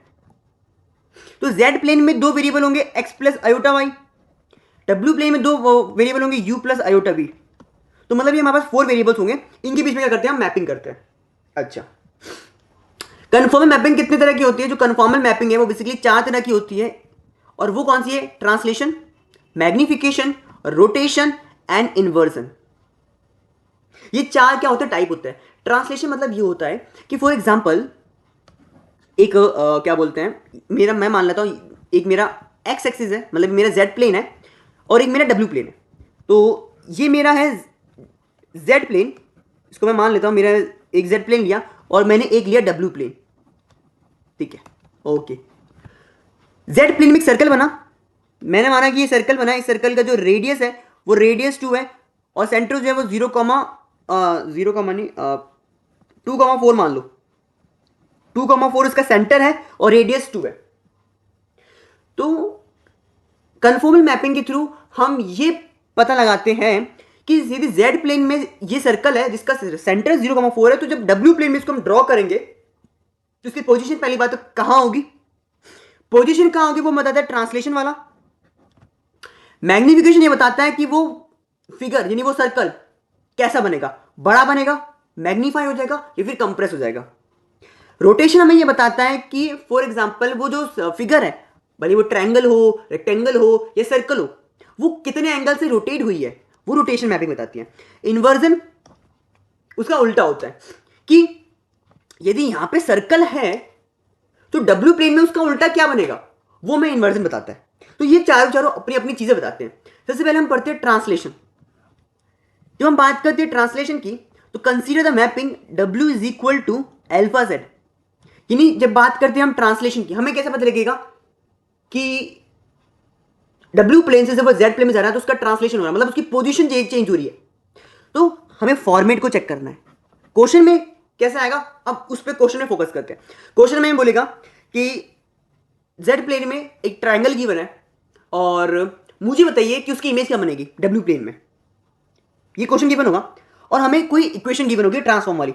तो हमें ही पहले चेक करना है वो ट्रांसफॉर्म की कौन सी इक्वेशन है, क्या वो ट्रांसलेशन वाली है या वो मैग्निफिकेशन वाली है या रोटेशन या फिर इन्वर्जन है। तो हमने बोला तो कैसे पहचानेंगे, तो वो देखेंगे format W is equal to में यदि Z अल्फा या ये वाला फॉर्मेट है तो वो ट्रांसलेशन वाला मैपिंग है। पहली बात, जैसे में पता लगा हम क्या करेंगे, हर किसी मैपिंग है, भले वो ट्रांसलेशन वाला हो भले वो मैग्निफिकेशन वाला हो, W को हमेशा क्या लिखना है, U प्लस आयोटा B लिखना है। Z को क्या लिखना है, X प्लस आयोटा Y लिखना है। यहां पे अल्फा कोई नंबर भी हो सकता है, कोई रियल नंबर भी हो सकता है, कोई इमेजिनरी नंबर भी हो सकता है, यानी यहां पे वो कोई कॉम्प्लेक्स नंबर भी हो सकता है, A प्लस आयोटा B। यहां पे कोई कॉम्प्लेक्स नंबर भी हो सकता है, यहां कोई रियल नंबर भी हो सकता है, ठीक है।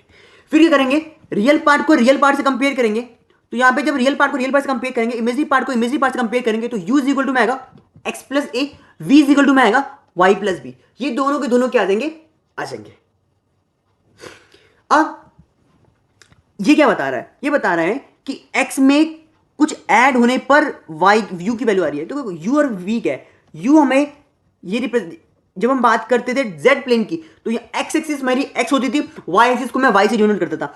यहां पे जो मेरी हॉरिजॉन्टल है उसको मैं U से डिनोट कर रहा हूं, जो मेरी वर्टिकल है उसको V से डिनोट कर रहा हूं। यानी फॉर एग्जांपल Z प्लेन में यदि हमारा Z प्लेन की बात करें, हम Z प्लेन की बात करें, तो यदि Z प्लेन के अंदर कोई सर्कल होगा जिसका X कोऑर्डिनेट और Y कोऑर्डिनेट XY होगा, तो W प्लेन के अंदर यदि मैं बात करता हूं U की, तो उस X कोऑर्डिनेट में A ऐड करने पर उस सर्कल का U कोऑर्डिनेट आएगा, मतलब हॉरिजॉन्टल वाला कोऑर्डिनेट आएगा, और यदि Y के अंदर B ऐड करूंगा, मतलब कोई नंबर ऐड करने पे उसका क्या आएगा, वर्टिकल कोऑर्डिनेट आएगा। तो इस एक्सप्रेशन से ट्रांसलेशन में पता लगता है कि उसकी पोजीशन कहां शिफ्ट हुई है ना, उसकी पोजीशन कहां शिफ्ट हुई ये बताता है। क्वेश्चन करते हैं और उसके थ्रू समझते हैं। एक बात जो मैंने अभी पॉइंट लिखा है वो है कि ट्रांसफॉर्मेशन जो होती है उसमें प्रिजर्व करते हैं शेप और साइज को। मतलब ट्रांसलेशन में क्या होता है, सिर्फ वो ट्रांसफर होती है, उसकी पोजीशन यहां से यहां चेंज होती है, लेकिन उसका साइज उसका शेप चेंज नहीं होगा। मतलब ये कि यदि यहां पे रेडियस 2 है तो वहां से रेडियस 3, 4 नहीं हो जाएगा, वो तो काम मैग्निफिकेशन का है, ट्रांसलेशन पोजीशन को चेंज करता है, पोजीशन के बारे में बताता है। ओके, एक क्वेश्चन करते हैं और वो बोलता है find the image of the circle mod of z is equal to में 2 by the transformation w is equal to में कुछ गिवन है। तो मुझे एक सर्कल गिवन है जिसका सेंटर 0,0 रेडियस 2 है, पहली बात, और मुझे ट्रांसफॉर्मेशन गिवन है z प्लस कुछ समथिंग। तो ये z इक्वल टू में, sorry w is equal to में z अल्फा, तो w इज इक्वल टू में z अल्फा, ये तो मेरी ट्रांसलेशन वाला क्या है, फॉर्मेट है। तो जैसे मुझे पता लगा ये ट्रांसलेशन फॉर्मेट है, मैंने बोला था कि आगे हम कितने भी मैग्निफिकेशन पढ़े, मतलब आगे कोई मैपिंग पढ़े, जैसे पता लगता है कि ये कौन सा फॉर्मेट है, उसके बाद w को लिख दो u plus iota v, z को लिख दो x प्लस आयोटा y, और अल्फा को एज इट इज रहने दो। देन हमेशा वही चीज करेंगे, रियल पार्ट को रियल पार्ट से कंपेयर करेंगे, इमेजरी पार्ट को इमेजरी पार्ट से कंपेयर करेंगे। तो after comparing u is equal to कितना आ जाएगा x plus 3, v is equal to में कितना आ जाएगा y प्लस 4। अच्छा, अब मैंने बोला मुझे सर्कल गिवन था, और वो सर्कल गिवन था mod of z equal to में 2 के लिए है, हाँ, mod of z equal to में 2 के लिए गिवन था। हम बोलते हैं z को क्या लिख सकते हैं, हम z को लिख सकते हैं x plus iota y, x plus iota y लिख सकते हैं। मॉड लगा हुआ तो मॉड लगा दिया, इज इक्वल टू में 2 लिख दिया। मैंने बोला ये तो किसी कॉम्प्लेक्स नंबर का मॉड निकालने को बोला, मतलब मुझे मॉडुलस बोल रहा है, और मॉडुलस कैसे निकालते हैं, अंडर रूट रियल पार्ट का स्क्वायर प्लस इमेजिनरी पार्ट का स्क्वायर, रियल पार्ट का स्क्वायर प्लस इमेजिनरी पार्ट का स्क्वायर। ठीक है, तो मैंने बोला x की जगह मैं क्या लिख सकता हूं, u माइनस 3 लिख सकता हूं, x मैंने u माइनस लिख दिया, y की जगह मैं क्या लिख सकता हूं, v माइनस 4 लिख सकता हूं, तो v माइनस 4 लिख दिया। जैसे मैंने इसको पुटिंग करी, मेरे को मिल गई एक u और v के बीच में एक रिलेशन वाला फॉर्मूला मिल गया। इस फॉर्मूले में मैं क्या रिप्रेजेंट कर रहा है कि ये मेरी सर्कल की इक्वेशन है जिसका रेडियस 2 है, और जिसका सेंटर 3,4 है। तो मैंने बोला था जब मैं बात कर रहा था z प्लेन में, तो z प्लेन में जो सर्कल था वो सेंटर पे लाई कर रहा था, सेंटर से 0,0 था, z प्लेन की बात कर रहा हूं मैं, ये फिर डायग्राम बनाना है एग्जाम में। फिर बात करते हैं हम w प्लेन की, तो w प्लेन में रेडियस 2 है और सेंटर 3,4 है, यानी यहाँ पे कोई 3 होगा, यहाँ पे कोई 4 होगा, तो यहाँ कोई बन रहा होगा, इस तरीके से सर्कल बन रहा होगा जिसका रेडियस कितना 2 है। w प्लेन की बात कर रहे हैं, w प्लेन की बात कर रहे हैं। तो यहां से यहां क्या हुआ, ट्रांसफॉर्मेशन हुआ है, सर्कल यहां था, यहां पे था, और कहां ट्रांसफर करके कहां चला गया, यहां चला गया, 3,4 पे चला गया। ठीक है, हाँ, तो ये करना, आगे हम जितने भी मैग्निफिकेशन पढ़ेंगे, सबसे पहले हमें क्वेश्चन गिवन होगा, हमें बस ये फॉर्मेट चेक करना है, वो फॉर्मेट किससे मैच कर रहा है। उसके बाद जैसे फॉर्मेट मैच होगा, सेकंड स्टेप में हम क्या करेंगे, मेरे स्टेप्स को हमेशा दिमाग में रखना है, मैं जो भी स्टेप्स बोलता हूं हमेशा दिमाग में रखना है। पहला स्टेप चेक करना फॉर्मेट कौन सा है, सेकंड स्टेप w की जगह पे लिख दो u plus iota v, z की जगह लिख दो x plus iota y। Third step में रियल पार्ट को रियल पार्ट से कंपेयर करो, इमेजरी पार्ट को इमेजरी पार्ट से कंपेयर करो, और कंपेयर करने के बाद ट्राई करो कि मेरा u और v के बीच में एक रिलेशन बने। बिकॉज मुझे यदि किसी को प्लेन में, w प्लेन में कुछ ड्रॉ करना है, मुझे कुछ ड्रॉ करना है, तो मुझे कुछ ना कुछ मतलब इक्वेशन चाहिए ना, तभी मैं ड्रॉ कर पाऊंगा।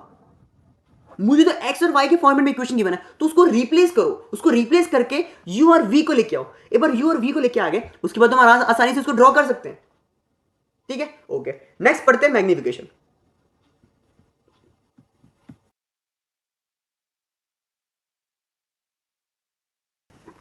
मैपिंग का जो नेक्स्ट आता है वो मैग्निफिकेशन होता है।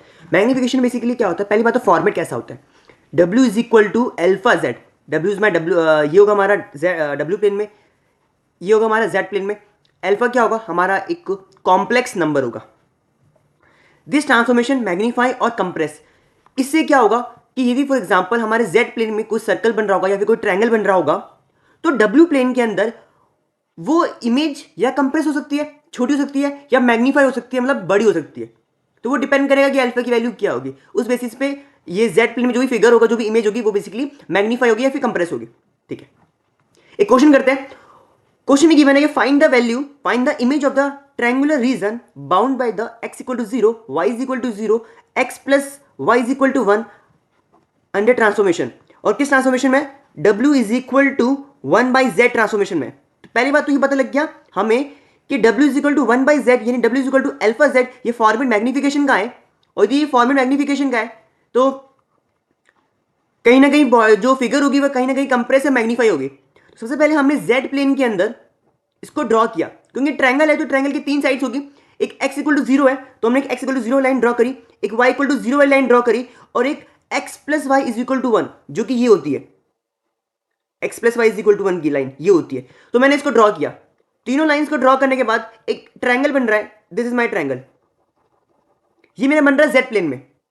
अब w प्लेन में क्या बनेगा, उसके लिए मुझे क्या निकालना पड़ेगा, जैसे मैंने x y और x प्लस वाई के बीच में एक रिलेशन था उसको मैंने ड्रॉ किया तो मेरा एक ट्रायंगल बन गया। तो मुझे w प्लेन में भी u और v आ रहा है, तो u और v के रिस्पेक्ट में मुझे एक रिलेशन चाहिए होगा ना, कि मुझे w प्लेन में भी तीन साइड चाहिए होगी तभी तो ट्रायंगल फॉर्म होगा। तो वो फाइंड करने के लिए हम क्या करेंगे, इस जो गिवन रिलेशन है उस पर जाएंगे। w is equal to 1/2z, w को ले सकते हैं u plus iota v, z को ले सकते हैं x plus iota y। Real parts को रियल पार्ट्स कंपेयर किया तो x इज इक्वल टू में u इज इक्वल टू में x/2, v is equal to में y/2, ये दोनों वैल्यूज के लिए हमने गेट कर ली। रियल पार्ट को रियल पार्ट से कंपेयर किया, इमेजिनरी पार्ट को इमेजिनरी पार्ट से कंपेयर किया। नाउ अब मुझे क्या चाहिए, मुझे u और v की वैल्यू चाहिए। तो मैंने बोला एट x इक्वल टू 0, जब मेरी x की वैल्यू 0 होगी, एट x इक्वल टू 0 मेरी u की वैल्यू 0 होगी, क्योंकि यहाँ पे 0 डालूंगा तो u 0 हो जाएगा। जब मेरा y इज इक्वल टू 0 होगा तो वहां पे मेरे v की वैल्यू कितनी होगी, 0 होगी। तो मतलब ये है कि मुझे दो साइड्स तो मिल गई, एक u इज इक्वल टू 0, एक v इज इक्वल टू 0। अब ट्रायंगल की तीसरी साइड फाइंड करनी है, वो कैसे फाइंड करेंगे, तो देखो एक और रिलेशन हमें गिवन था, वो था x plus y is equal to 1 का इन z प्लेन। तो क्या किया हमने, हमें क्या किया, यदि मैं यहां से x की वैल्यू निकालूंगा क्या आएगा, ट्वाइस ऑफ u, y की वैल्यू निकालूंगा ट्वाइस ऑफ v, तो यहां पे डाला twice of u twice of v, तो हमें क्या मिल जाएगा, 2 कॉमन लेके डिवाइड मिल जाएंगे, तो u plus v divide by 2, ये हमें एक रिलेशन मिल जाएगा। और this is a relation in the w plane, ये जो रिलेशन होगा वो w प्लेन के अंदर होगा। तो मुझे तीनों साइड्स मिल गई, u is equal to 0, v is equal to 0 और u plus v is equal to 1/2, इसको ड्रॉ कर लिया हमने w प्लेन में। This is my line of v is equal to 0, ये जो लाइन होगी वो हमारी v इज इक्वल टू 0 की होगी। जैसे x plus y is equal to 1 की लाइन जो थी वो ऐसे ड्रॉ हो रही थी ऊपर से, लेकिन यदि हाफ हो जाएगा तो कहीं ना कहीं उसके नीचे से यहां ये वाली लाइन ड्रॉ की। तो जब यहां पे हमने ट्रायंगल देखा तो ट्रायंगल थोड़ा बड़ा था, लेकिन यहां पे आगे क्या हो गया, कंप्रेस हो गया, ट्रायंगल छोटा हो गया। तो डब्ल्यू प्लेन में क्या हुआ, ये दिस इज डब्ल्यू प्लेन में ये इमेज है ट्रायंगल की, ठीक है, और ट्रायंगल क्या हो गया, कंप्रेस हो गया। एग्जाम में हमें ये ट्रांजिशन दिखाना है, ये ट्रांसफॉर्मेशन दिखानी है कि ये फिगर बना के, ये डायग्राम बना करके, ये जेड प्लेन में ये फिगर थी और डब्ल्यू प्लेन में ये फिगर थी, तभी हम समझ पाएंगे, बिकॉज उसने इमेज फाइंड करने के बोला है। तो ये हमें दिख रही है कि this is my image triangle की जो कि डब्ल्यू प्लेन में है, ठीक है। हाँ आगे बढ़ते हैं, आगे क्वेश्चन और गिवन है, और वो क्वेश्चन गिवन है find the image of the region. हमें इमेज फाइंड करनी है उस रीजन में जहां पर y की वैल्यू ग्रेटर देन 1 है, under the transformation w is equal to 1 minus iota z, 1 minus iota z।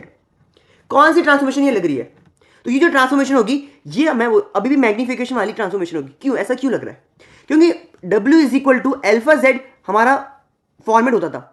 ये जो अल्फा है ये रियल कॉम्प्लेक्स नंबर होता था, यानी इसमें रियल नंबर भी हो सकता है और इमेजिनरी नंबर भी हो सकता है। अभी तक हम डील कर रहे थे नंबर्स के साथ, 1/2 3/2 ऐसा अल्फा के साथ कुछ भी, लेकिन यहाँ पे ये भी आ सकता है, कॉम्प्लेक्स नंबर हमने डील कर रहे हैं तो कॉम्प्लेक्स नंबर भी आ सकता है।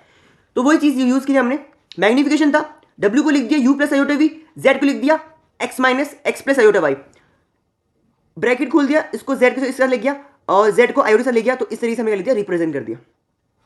रियल पार्ट को जब रियल पार्ट से कंपेयर करेंगे, मैंने इसमें क्या किया, आयोटा को कॉमन, आयोटा की टर्म एक साथ ले ली, तो इस तरीके से रिप्रेजेंट कर दिया, x प्लस वाई और माइनस का आयोटा कॉमन लिया तो x माइनस वाई, इस तरीके से आ गया।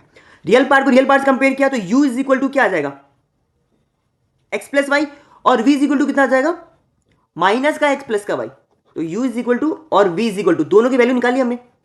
हमने क्या किया, दोनों को ऐड कर लिया, क्या कर लिया, दोनों को ऐड कर लिया। First equation second equation add करेंगे तो u प्लस v बन जाएगा, और माइनस का x और प्लस का x, ये दोनों प्लस माइनस कैंसिल हो जाएंगे, ट्वाइस ऑफ y सॉरी। तो इस तरीके से हम लिख सकते हैं, यानी u plus v is equal to में y बाई 2y, तो y की वैल्यू कितनी हो जाएगी, तो y की वैल्यू हो जाएगी u plus v divide by 2।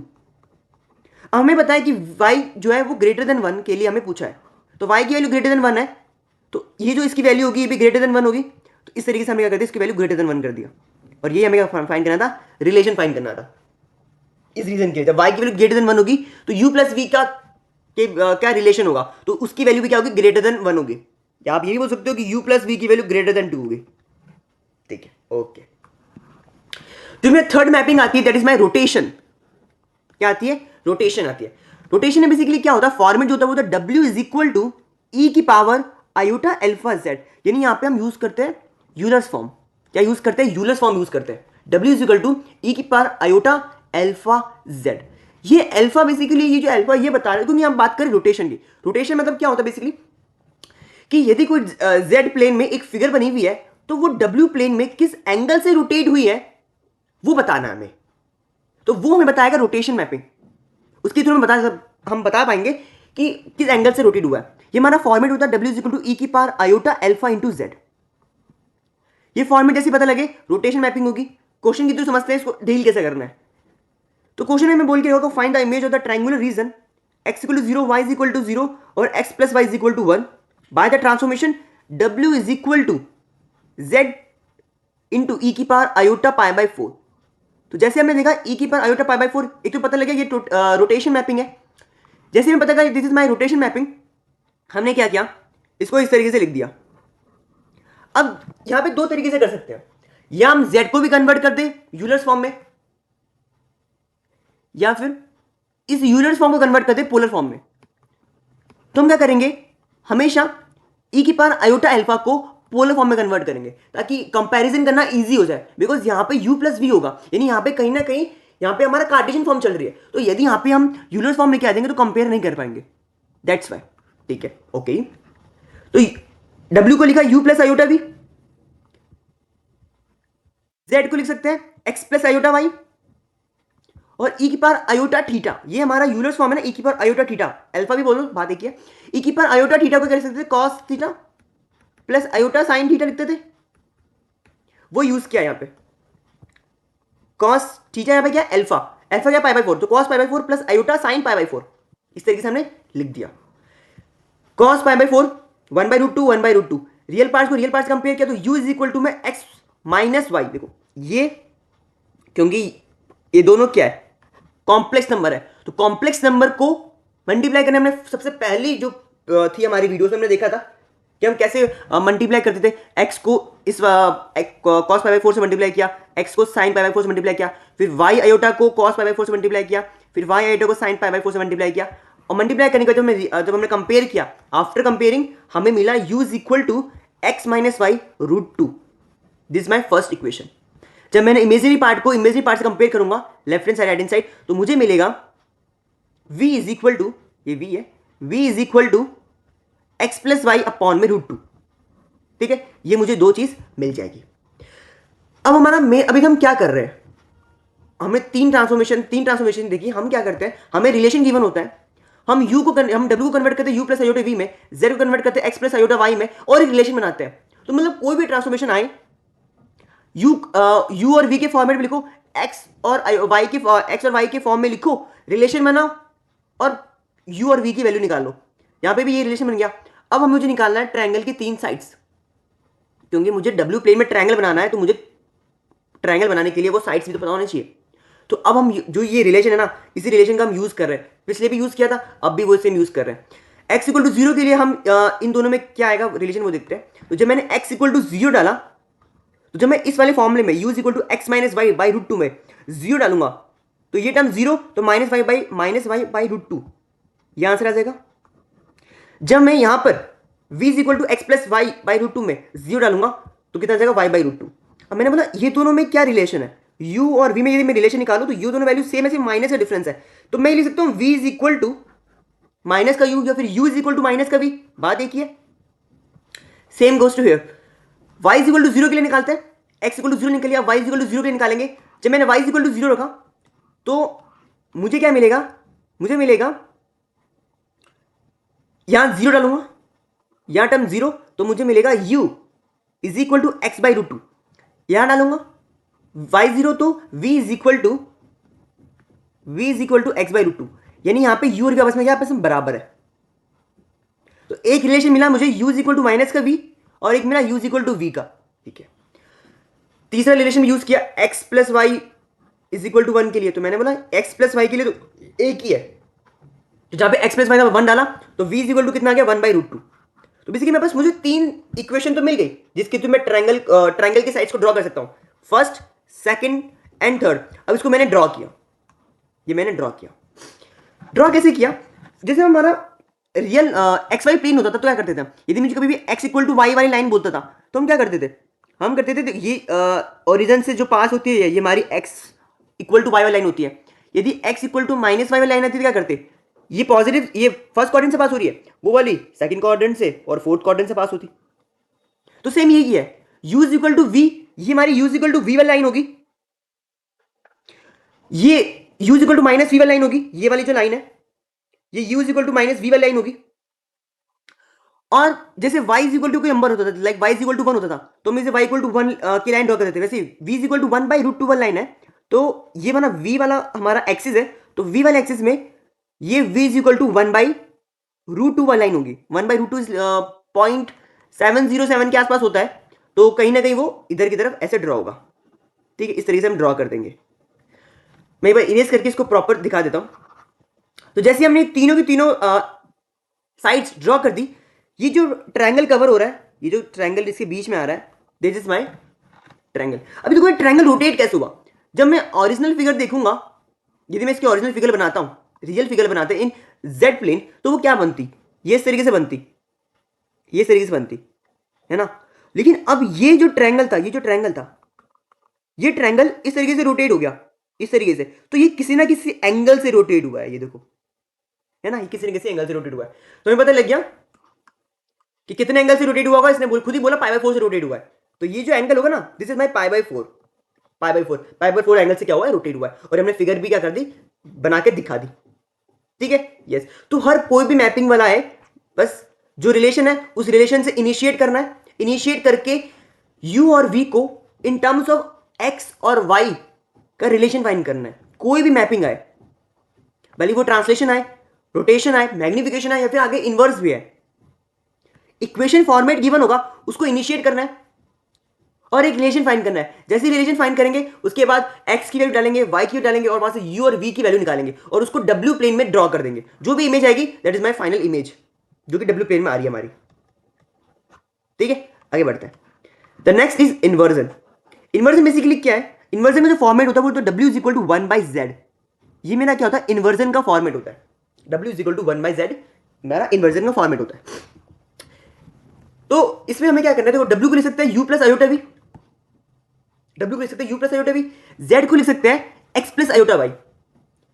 अब मैंने सबसे पहले कैसे बोला था, जब भी डिनोमिनेटर में आयोटा दिख जाए ना तो रैशनलाइज कर दो, तो रैशनलाइज कर दिया हमने, और रैशनलाइज करने के बाद देखा x minus iota y x square plus y square, ये हमारा फॉर्मेट आ गया। रियल पार्ट को रियल पार्ट से कंपेयर किया तो u इज इक्वल टू कितना आएगा, x upon x square plus y square, v is equal to minus का y अपॉन में x square plus y square. Real part को रियल पार्ट से कंपेयर किया, इमेजिनरी पार्ट को इमेजिनरी पार्ट से compare किया, तो ये आ गया। लेकिन क्वेश्चन में हमें क्या गिवन होगा, क्वेश्चन में हमें u और v निकालना होगा। तो कभी कभी क्या होगा, ये वाला फॉर्मेट भी आप यूज कर पाओगे, कभी कभी हो सकता है कि आपको ये वाला फॉर्मेट भी यूज करना पड़े, और कभी कभी हो सकता है कि आपको u और v, ये u और v है, u और v को लाने के लिए आपको x के फॉर्मेट में पता होना चाहिए, x की वैल्यू पता होनी चाहिए, y की वैल्यू पता होना चाहिए। तो देखो फॉर एग्जांपल आगे हम सेम क्वेश्चन करेंगे तो और क्लियर हो जाएगा। ये तो था u को in terms of x y लिखना, v को in terms of x y लिखना। लेकिन यदि मुझे x को लिखना हो इन टर्म्स ऑफ u और v, तो वो कैसे लिखेंगे, देखो जहां पे x था वहां पे u रिप्लेस कर दो, जहां पे y था वहां पे v रिप्लेस कर दो। तो यहां पे देखो क्या आ जाएगा, u अपॉन में u square plus v square. Same goes to here, यदि मुझे y को लिखना होगा टर्म्स ऑफ u और v, तो जहां पे v था वहां, जहां पे y था वहां पे v रिप्लेस कर दो, जहां पे x वहां पे u रिप्लेस कर दो। तो देखो माइनस ऐसे रहेगा, v अपॉन में u square plus v square, that's it. ये क्यों रिप्लेस किया, एक क्वेश्चन की तो समझते हैं। Find the inverse, inverse find करना है मुझे, तो ये पता लग गया इनवर्स वाला क्वेश्चन है, तो मैपिंग वाला क्वेश्चन है, w is equal to 1 by z के लिए मुझे फाइंड करना है। सबसे पहले मुझे गिवन था, मुझे एक सर्कल की इक्वेशन गिवन है, उसने बोला ये जो सर्कल है इस सर्कल का इनवर्स क्या होगा, यानी w प्लेन में इस सर्कल की क्या इमेज बनेगी वो बता दो। ठीक है, x square plus y square minus का 4y इज इक्वल टू 0। सबसे पहले मैंने इस सर्कल का देखा, इस सर्कल का रेडियस और सेंटर क्या होगा। तो जब इस तरह का फॉर्मेट आता है तो सर्कल का सेंटर कैसे निकाल, सर्कल का सेंटर जो होता है वो होता है g, मैं अच्छे से ड्रॉ कर देता हूं वापस, h/2 g/2 और साइन अपोजिट, यानी जो x का कोफिशिएंट होता है, जो y का कोफिशिएंट होता है, वो मेरा h और g कहलाता है। तो यदि मुझे सेंटर निकालना हो तो जो x का कोफिशिएंट है, जो y का कोफिशिएंट है, उसको आधा करो और साइन चेंज कर दो। जो x का कोफिशिएंट है, जो y का कोफिशिएंट है, उसको हाफ करो और साइन चेंज कर दो। तो x का कोफिशिएंट तो 0 है, तो h 0, y का कोफिशिएंट क्या है 4, उसको हाफ करा माइनस का 2, साइन चेंज किया प्लस का 2, तो 0,2 क्या आ गया हमारा सेंटर आ गया। इसका रेडियस कितना होगा, इसका रेडियस होगा हमारा 2। तो हमने सर्कल का सेंटर भी निकाल दिया, सर्कल का रेडियस भी निकाल दिया, यानी हमें पता लग गया जेड प्लेन के अंदर एक ऐसा सर्कल बनेगा जिसका रेडियस 2 होगा और जिसका सेंटर 0,2 होगा। ठीक है, अब डब्ल्यू प्लेन की बात करते हैं। तो मुझे यहां पे एक्स और वाई दिख के रखा हुआ है, मुझे तो यहां पे यू और वी के बीच में यदि रिलेशन मिल जाए तब तो मैं डब्ल्यू प्लेन में ड्रॉ कर पाऊंगा। तो मैंने क्या किया, जहां पे एक्स था उसको रिप्लेस कर दिया यू अपॉन में u square plus v square से, यू अपॉन में u square plus v square x की जगह पे। तो यदि स्क्वायर होगा तो होल स्क्वायर ले लेंगे। वी को वी की जगह क्या रख दिया, वाई की जगह क्या रख दिया, माइनस का वी अपॉन में u square plus v square, square था तो इधर भी स्क्वायर ले लिया, फॉर्मूले में पुट कर दिया। एक्स स्क्वायर वाई स्क्वायर और वाई की वैल्यू की जगह हमने ये वैल्यूज पुट कर दी, ये माइनस वी वाली और दिस। ठीक है, माइनस का वी था ना, तो ये माइनस माइनस प्लस हो गया, तो प्लस का 4 दिख रहा है आपको। ठीक है, अब जैसे ही दिखा, इसको जब हमने सॉल्व किया, u square plus v square common लेके इसको 0 कर दिया। 0 करने के बाद ये हमारा वैल्यू आई, इसको इरेज कर देते हैं एक बार, ये हमारी वैल्यू आई आफ्टर कंपेयरिंग। तो मुझे v की वैल्यू मिल गई, और v की वैल्यू कितनी आ रही है, v is equal to 1/4 slash minus 1/4, ये मेरी v की वैल्यू आ रही है। यानी पूरी इक्वेशन सॉल्व करने के बाद सिर्फ मुझे एक ही इक्वेशन मिली है, वो है v इज इक्वल टू 1/4।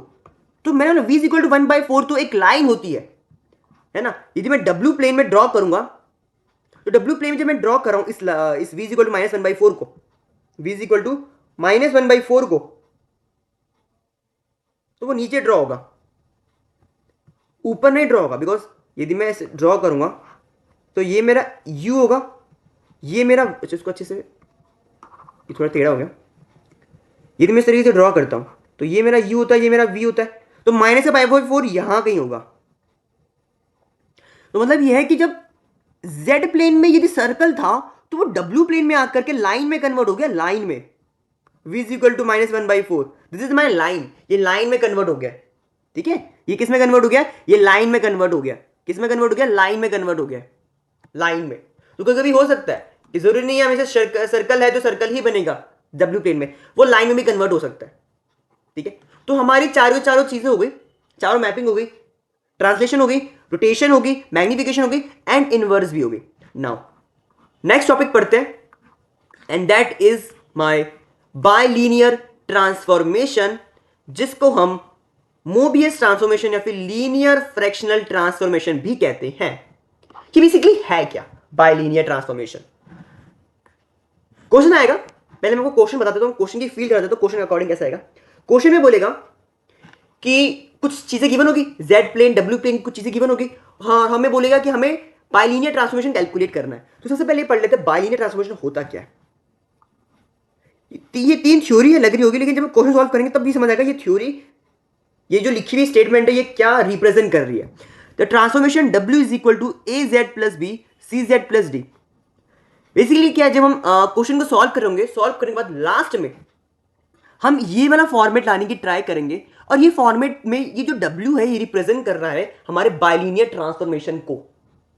तो w is equal to a z plus b c z plus d, यदि ये वाला फॉर्मेट आ जाता है तो हम बोलेंगे हमने कैलकुलेट कर लिया बायलीनियर ट्रांसफॉर्मेशन, जिसके लेफ्ट हैंड साइड एक सिंगल w है और राइट हैंड साइड z है, न्यूमिनेटर में भी z है, डिनोमिनेटर में z है।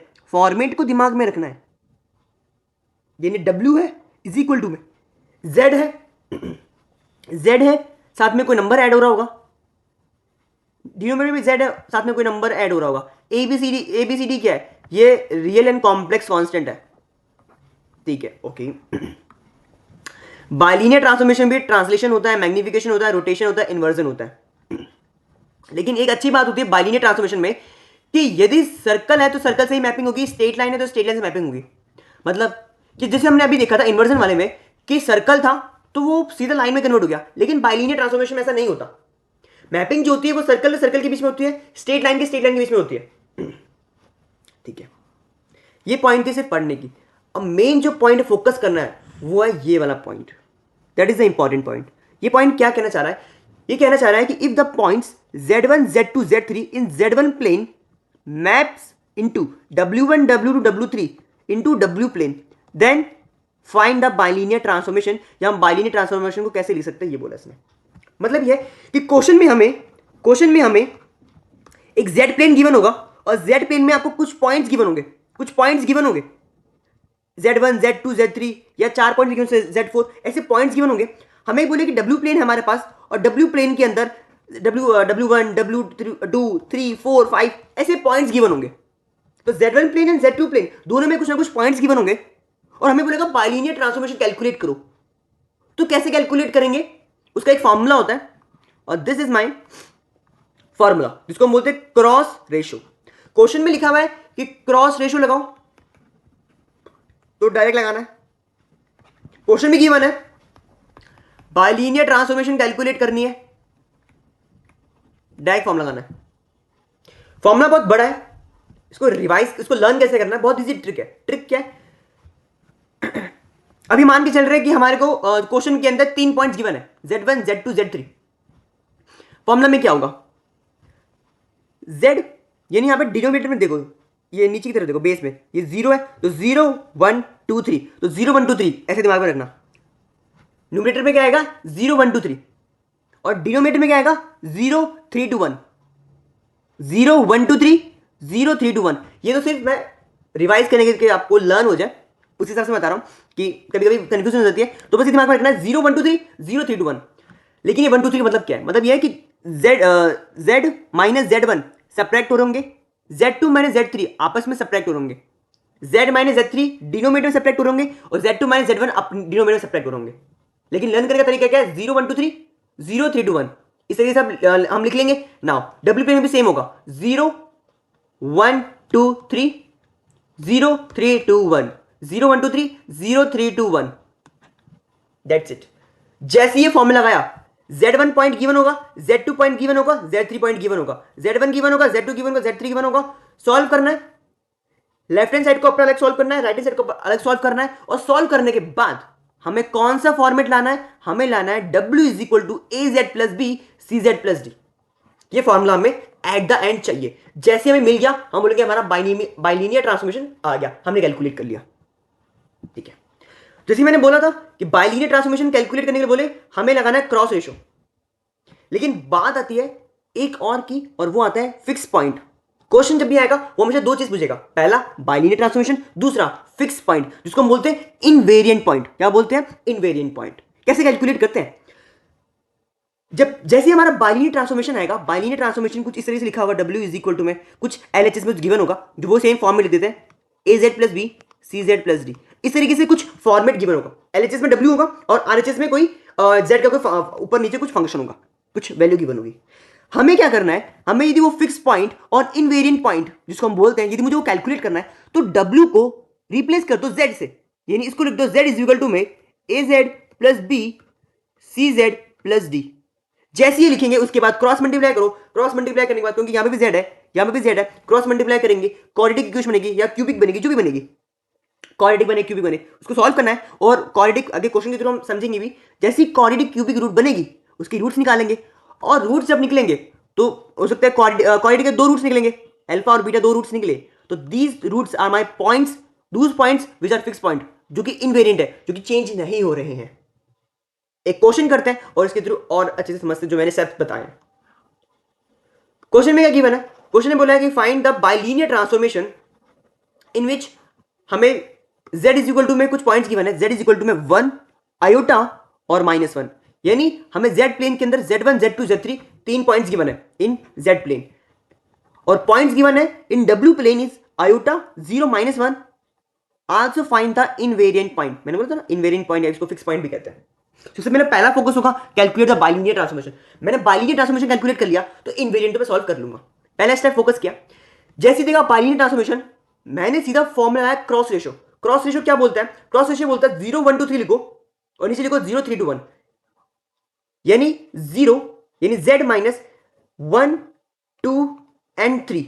तो z minus 1 z2 minus z1, तो z2 क्या है -1 आयोटा और माइनस, और ऑलरेडी था माइनस प्लस हो गया तो इसे लिख दिया डिनोमिनेटर में 0 और फिर 3 2 1। 3 कितना था -1, तो माइनस माइनस प्लस का 1 2 1 आयोटा और माइनस का 1, इस तरीके से लिख दिया। डब्ल्यू प्रिंट में भी सेम चीज लिखी है। आई थिंक इसको हम लिख सकते हैं। फॉर्मूला दिमाग में रखना है, ट्रिक दिमाग में रखना है, 0 1 2 0 1 2 3 0 3 2 1, दैट्स इट। आगे बढ़ते हैं। जैसे ही किया आयोटा से आयोटा कट जाएगा, -1 हमने आगे यहां पे कॉमन ले लिया। अब हमने अपने लेफ्ट हैंड साइड देखा, लेफ्ट हैंड साइड देखा तो मतलब अब क्या करें। तो मैंने एक बात बोली, कभी आपको समझ में आया क्या करना है तो रैशनलाइज कर दो। क्या कर दो? रैशनलाइज, क्योंकि डिनोमिनेटर में आयोटा नहीं दिखना चाहिए। मैंने ना और क्या कर सकते हैं, देखो कुछ कैंसिल आउट नहीं हो रहा है, कुछ कॉमन नहीं आ रहा है, तो रैशनलाइज ही दिखा। मैंने रैशनलाइज कर दिया, आयोटा +1 से ऊपर मल्टीप्लाई, आयोटा +1 से नीचे मल्टीप्लाई, रैशनलाइज कर दिया। अब क्योंकि ये 1 प्लस आयोटा था, ये भी 1 प्लस आयोटा था, इसका स्क्वायर ले लिया। और चाहो तो उसको स्क्वायर ले लो और इसको लिखेंगे तो ये आयोटा का ये आ जाएगा आयोटा का, देखो यहाँ पे a minus b a plus b, तो a square minus b square यानी आयोटा का स्क्वायर माइनस 1 का स्क्वायर। तो ये आयोटा का स्क्वायर कितना होता है? आयोटा क्या होता है? रूट। तो ये मीन तक कितना हो जाएगा? -1 हो जाएगा, -1। तो जब इसको सॉल्व करेंगे आफ्टर सॉल्विंग -1 क्योंकि देखो ये क्या हो जाएगा, वेस्ट नॉर्मल मल्टीप्लाई करना चाहे नॉर्मल मल्टीप्लाई कर लो, लेकिन आयोटा का स्क्वायर ये -1 -2, ठीक है। ऊपर हमारा क्या था, हमने मल्टीप्लाई किया तो ये हमारा आ गया आयोटा +1 का होल स्क्वायर। इसको फॉर्मूले में सॉल्व कर दिया तो a square plus b square plus का 2ab। आयोटा का स्क्वायर कितना होता है? -1, तो -1 + 1 कैंसिल आउट हो जाएगा, 2 आयोटा बचेगा, क्योंकि डिनोमिनेटर में भी 2 है तो ये 2 से 2 कट जाएगा तो माइनस का आयोटा बचेगा। तो मैंने सीधा लिख दिया माइनस का आयोटा z-1 अपॉन में z+1, z-1 अपॉन z+1, इसको छेड़ा नहीं हमने। और लेफ्ट हैंड जो हमारी राइट हैंड साइड थी उसको एज इट इज रखा, w -1 w+1, ये माइनस से मैंने ये माइनस कैंसिल आउट कर दिया, हमारा ये बचा। आयोटा को अंदर ले गया तो z आयोटा माइनस आयोटा बचा, ये बन गया। ये इतना हमारा आ गया, ठीक है, ये मेरा इतना आ गया। अब हमने बोला अब हम क्या करें, क्या दिख रहा है, कुछ कैंसिल हो रहा है क्या? मैंने बोला w minus iota w+ iota, left hand side है राइट हैंड साइड है, कुछ कैंसिल वेंसिल नहीं हो रहा है ना, ना ही कुछ मतलब वही सेम चीज़ रैशनलाइज कर दूंगा तो वही सेम चीज़ आ जाएगी। यहाँ पे हम रैशनलाइज भी कर सकते हैं, लेकिन मैंने बोला मेरे को एट द एंड मुझे क्या चाहिए, मुझे सिर्फ एक ही w चाहिए। यहाँ तो दो w आ रहे हैं यार, तो अब यहाँ पे हम यूज करेंगे C&D रूल। क्या यूज करेंगे? C&D, D not B, it's D। ये बेसिकली क्या है, ये है वो जो हमने पढ़ा, हमने बचपन में पढ़ा है कि डिनोमिनेटर को न्यूमिनेटर में ऐड कर दो और न्यूमिनेटर को डिनोमिनेटर में सबट्रैक्ट कर दो। क्या बोला मैंने? कि जो डिनोमिनेटर है उसको न्यूमिनेटर में ऐड कर दो, ऐड यानी w प्लस आयोटा ऊपर ऐड कर दो, और डिनोमिनेटर में न्यूमिनेटर सबट्रैक्ट कर दो यानी -w प्लस आयोटा, ये इस तरीके से लिख दो। तो वही चीज करी, ऐड कर दी, सबट्रैक्ट कर दिया। अभी मैंने पता क्यों किया, ये इस किया क्योंकि डिनोमिनेटर में +w -w कैंसिल आउट हो गया, क्या बचा मेरा? सिर्फ ऊपर w बचा, ऊपर minus iota plus iota cancel out हो गया तो क्या बचेगा? 2w अपॉन में 2 आयोटा, 2 से 2 कट गया तो w अपॉन में आयोटा, यानी मेरे लेफ्ट हैंड साइड मेरे को w मिल गया, मुझे w चाहिए था, मुझे एक ही w चाहिए ना, मुझे 2w 3w नहीं चाहिए। इसी मैंने यहाँ पे C&D रूल यूज किया, मैंने ऊपर और नीचे ऐड और सबट्रैक्ट किया। जैसे मुझे मिला यहाँ इस तरफ हमने देखा, अपने राइट हैंड साइड भी थोड़ा सॉल्व किया, तो सॉल्व कर लेते हैं। सेम गोस टू है, यहाँ पे हम ही की सिर्फ हम एलएचएस लगाएंगे, हम राइट हैंड साइड भी लगाएंगे। तो न्यूमिनेटर को सबट्रैक्ट किया, डिनोमिनेटर को न्यूमिनेटर में ऐड किया। मैंने डायरेक्ट इसमें कॉमन ले लिया, कॉमन लेने के बाद मैंने बोला कि मुझे ना यहाँ पर 1 प्लस आयोटा दिख रहा है, क्या मैं ऊपर भी 1 प्लस आयोटा बना सकता हूं, या जबरदस्ती 1 प्लस आयोटा कॉमन ले लो? तो जैसे हम 1 प्लस आयोटा कॉमन लूंगा तो देखो यहां से जब मैं कॉमन लूंगा तो ये 1 प्लस आयोटा कॉमन आएगा तो यहां पे आ जाएगा 1, और क्योंकि यहां पे 1 प्लस आयोटा नहीं था तो बच्चे से कॉमन लेंगे तो डिवाइड करना पड़ेगा। बात करते ऊपर वाली की। मैंने क्या किया, मैंने ये z और इस वाले z को साथ में लिया, तो जब मैं इस वाले जेड को साथ में लूंगा तो आएगा 1 प्लस आयोटा प्लस 1, मतलब जेड कॉमन लूंगा तो आयोटा प्लस 1, और ये बचेगा माइनस का आयोटा प्लस का 1। तो यहाँ पे जेड प्लस 1 था, मतलब आयोटा प्लस 1 था, इसको मैंने कॉमन ले लिया तो ये जेड खाली रह गया, और क्योंकि आयोटा प्लस 1 के साथ इसमें कुछ कॉमन नहीं था तो मैंने क्या कर दिया 1 प्लस आयोटा से डिवाइड कर दिया। जैसे डिवाइड किया ये कैंसिल आउट हो गया। अब बता मैंने ये क्यों किया, क्यों मैंने ऐसे क्यों किया, मेरे को क्या जरूरत है करने की, बिकॉज मुझे पता है मेरा फॉर्मेट क्या था। मेरे को पता है कि मेरे पास एक ही जेड था, ऊपर एक जेड था, डिनोमिनेटर में एक जेड था, और साथ में कुछ मल्टीप्लाई हो रहा था, कुछ मल्टीप्लाई हो रहा था, कुछ ऐड और सब्ट्रैक्ट हो रहा था। यहां ऐसा कुछ नहीं चल रहा। अब ये जो फॉर्मेट हम मैच कर रहे हैं, जैसे हमने ऐसे कैंसिल किया, अब मैंने क्या किया इसी में, क्योंकि यहाँ पे आयोटा है तो इसको आपस में इधर हमने रैशनलाइज कर लिया, इधर हमने रैशनलाइज कर लिया, और रैशनलाइज करने के बाद सॉल्व करने के बाद मुझे ये चीज मिली, क्या z माइनस आयोटा है ना, z माइनस आयोटा, माइनस का आयोटा z प्लस 1, ये मिला। w चाहिए था तो मैंने आयोटा का उधर ले गया, तो जैसे मैं आयोटा को उधर लेके जाऊंगा तो आयोटा का square, this is minus 1 minus minus plus का 1, तो plus plus 1 plus iota z upon में 1 माइनस आयोटा z, ये हमारा फॉर्मेट आ गया, क्योंकि मुझे यही फॉर्मेट चाहिए था, that's why. Fix point calculate करना तो मैंने बोला था जैसे मुझे मिले BLT बाइलिनियर ट्रांसफॉर्मेशन, जब W था वहां पे Z पुट कर दो, तो यहां W था, यहां मैंने Z पुट कर दिया। जैसे मैं Z पुट करूंगा, रैशनलाइज इसको इस ब्रैकेट से मल्टीप्लाई किया, डिनोमिनेटर को यहां मैं मल्टीप्लाई में ले गया, मल्टीप्लाई करने के बाद Z minus iota Z square आया, Z minus iota Z square आया। अब इसको मैंने क्या किया, चाहो तो इसको पूरे को राइट हैंड साइड ले आओ या इसको लेफ्ट हैंड साइड ले आओ। एट देन कुछ भी करने के बाद जब हम इसको यहाँ इस तरफ लेके आएंगे, और मैंने फिर क्या किया, इस z को कॉमन ले लिया, तो मैंने इस तरीके से ये इक्वेशन लिख दी, z is iota plus z iota minus 1 plus 1 is equal to 0, ये मेरी इक्वेशन आ गई। लेकिन मुझे क्या किया, क्योंकि मुझे z स्क्वायर, मतलब यहाँ पे z स्क्वायर है, आमतौर पर हम जो क्वाड्रेटिक मानते हैं वो एक्स स्क्वायर में मानते हैं, तो उसको कोएफिशिएंट हम 1 लेते हैं। तो यहाँ पे मुझे यदि आयोटा का कोएफिशिएंट z स्क्वायर कोएफिशिएंट 1 लेना है तो मुझे आयोटा से डिवाइड करना पड़ेगा, तो मैंने कंप्लीट इक्वेशन को आयोटा से डिवाइड कर दिया, तो ये आयोटा से कट जाएगा।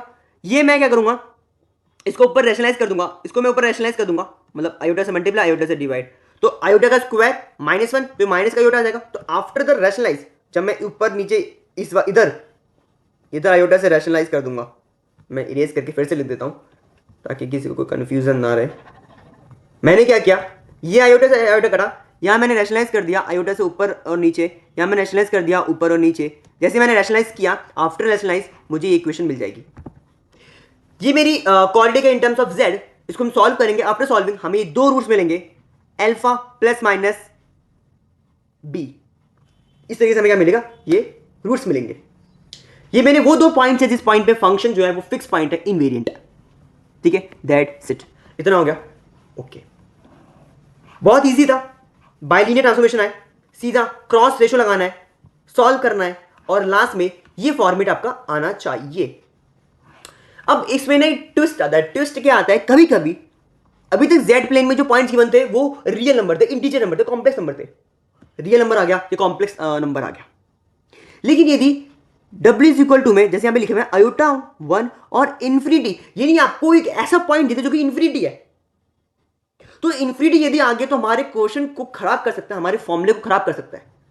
तो जब भी कोई पॉइंट इन्फिनिटी हो तो उसको सॉल्व करने का क्या मेथड है, वो एक फॉर्मूला वही रहेगा, क्रॉस रेशो ही रहेगा, फॉर्मूला क्रॉस रेशो रहेगा। हम जब फॉर्मूला लगाएंगे तो क्या आएगा, 0 1 2 3 0 3 2 1, 0 1 2 3 0 3 2 1, हमने वैल्यूज को पुट कर दिया, क्रॉस रेशो लगाया। लेकिन मैंने बोला यार ऊपर इन्फिनिटी नीचे इन्फिनिटी कैसे सॉल्व करेंगे, तो इन दैट केस जब ये इन्फिनिटी वाला ऐसा कोई पॉइंट आ जाए तो क्या करना है, जिस मतलब ब्रैकेट के अंदर इन्फिनिटी है उसी ब्रैकेट के अंदर आप इन्फिनिटी से डिवाइड कर दो। जैसे मैं डिवाइड करूंगा, इधर इन्फिनिटी से डिवाइड करूंगा, इधर इन्फिनिटी से डिवाइड करूंगा, इस वाले ब्रैकेट में भी इन्फिनिटी है तो इस वाले ब्रैकेट में भी इन्फिनिटी से डिवाइड करूंगा, इस वाले ब्रैकेट में इन्फिनिटी से डिवाइड करूंगा। मुझे पता है 1 और इन्फिनिटी कितना था, 0, तो 0 जितनी प्रॉब्लम करेगा, बिकॉज 0 सब्ट्रैक्ट होगा या फिर ऐड हो रहा होगा, 0 प्रॉब्लम नहीं करेगा। तो 1 अपॉन में इन्फिनिटी कितना था, 0, इससे मैंने क्या, मैंने उस ब्रैकेट में डिवाइड किया जिस ब्रैकेट में इन्फिनिटी था, और इन्फिनिटी अपॉन में इन्फिनिटी कितना हो जाएगा, 1। क्यों, इन्फिनिटी अपॉन इन्फिनिटी 1 थोड़ी होता है, वो लिमिट में हम पढ़ते हैं कि infinity by infinity non determinant form होती है, लेकिन यहां पर हम जो पढ़ रहे हैं वो पढ़ रहे हैं एक नंबर, इन्फिनिटी को एक नंबर होगा, पता नहीं कौन सा, लेकिन कोई नंबर तो होगा। तो जब उसको डिवाइड करेंगे तो वो 1 देगा, 1 ही देगा, तो वही यूज किया है। वन अपॉन में इन्फिनिटी, तो ये तो जीरो हो जाएगा पूरा, ये हमें देगा वन। वन अपॉन में इन्फिनिटी हो जाएगा जीरो, ये हमें देगा वन। अब ये फॉर्मेट हो जाएगा हमारा वाला। अब उसको अपन अपने अकॉर्डिंग सॉल्व कर सकते हैं। ये इन्फिनिटी क्या हो जाएगा, गायब हो जाएगा। अब नॉर्मली हम सॉल्व करेंगे, रैशनलाइज करेंगे, है ना, रैशनलाइज करेंगे। आफ्टर रैशनलाइज हमें ये चीज मिलेगी, आयोटा इधर था, आयोटा को उधर ले जाएंगे, क्योंकि मुझे लेफ्ट हैंड साइड से डब्ल्यू रखना है, आयोटा को मैं इधर ले जाएंगा और फिर क्रॉस मल्टीप्लाई कर देंगे, है ना, एलसीएम एलसीएम ले लेंगे, एलसीएम एलसीएम लेकर के सॉल्व करके ये हमें फॉर्मेट मिल जाएगा। ऊपर जेड है, नीचे जेड है, कुछ ऐड सब्ट्रैक्ट होगा, वही फॉर्मेट है। तो ये एडिशनल पार्ट था कि कभी कोई ऐसा क्वेश्चन आ जाए, लेकिन मतलब बहुत रेयर बुक्स में जैसे गिवन है, लेकिन कभी भी ऐसा आ जाए तो कंफ्यूज नहीं होना है, स्मार्टनेस दिखानी है और ये चीज करनी है। बिकॉज बीटेक में डी है तो सब कुछ पॉसिबल है, सारी चीज कंप्लीट होगी, ठीक है। Okay, now the last topic है इस पूरे यूनिट 2 का, और आपका वन शॉट कंप्लीट हो जाएगा, है ना। लास्ट टॉपिक बेसिकली क्या है, वो है एप्लीकेशन ऑफ कॉम्प्लेक्स एनालिसिस।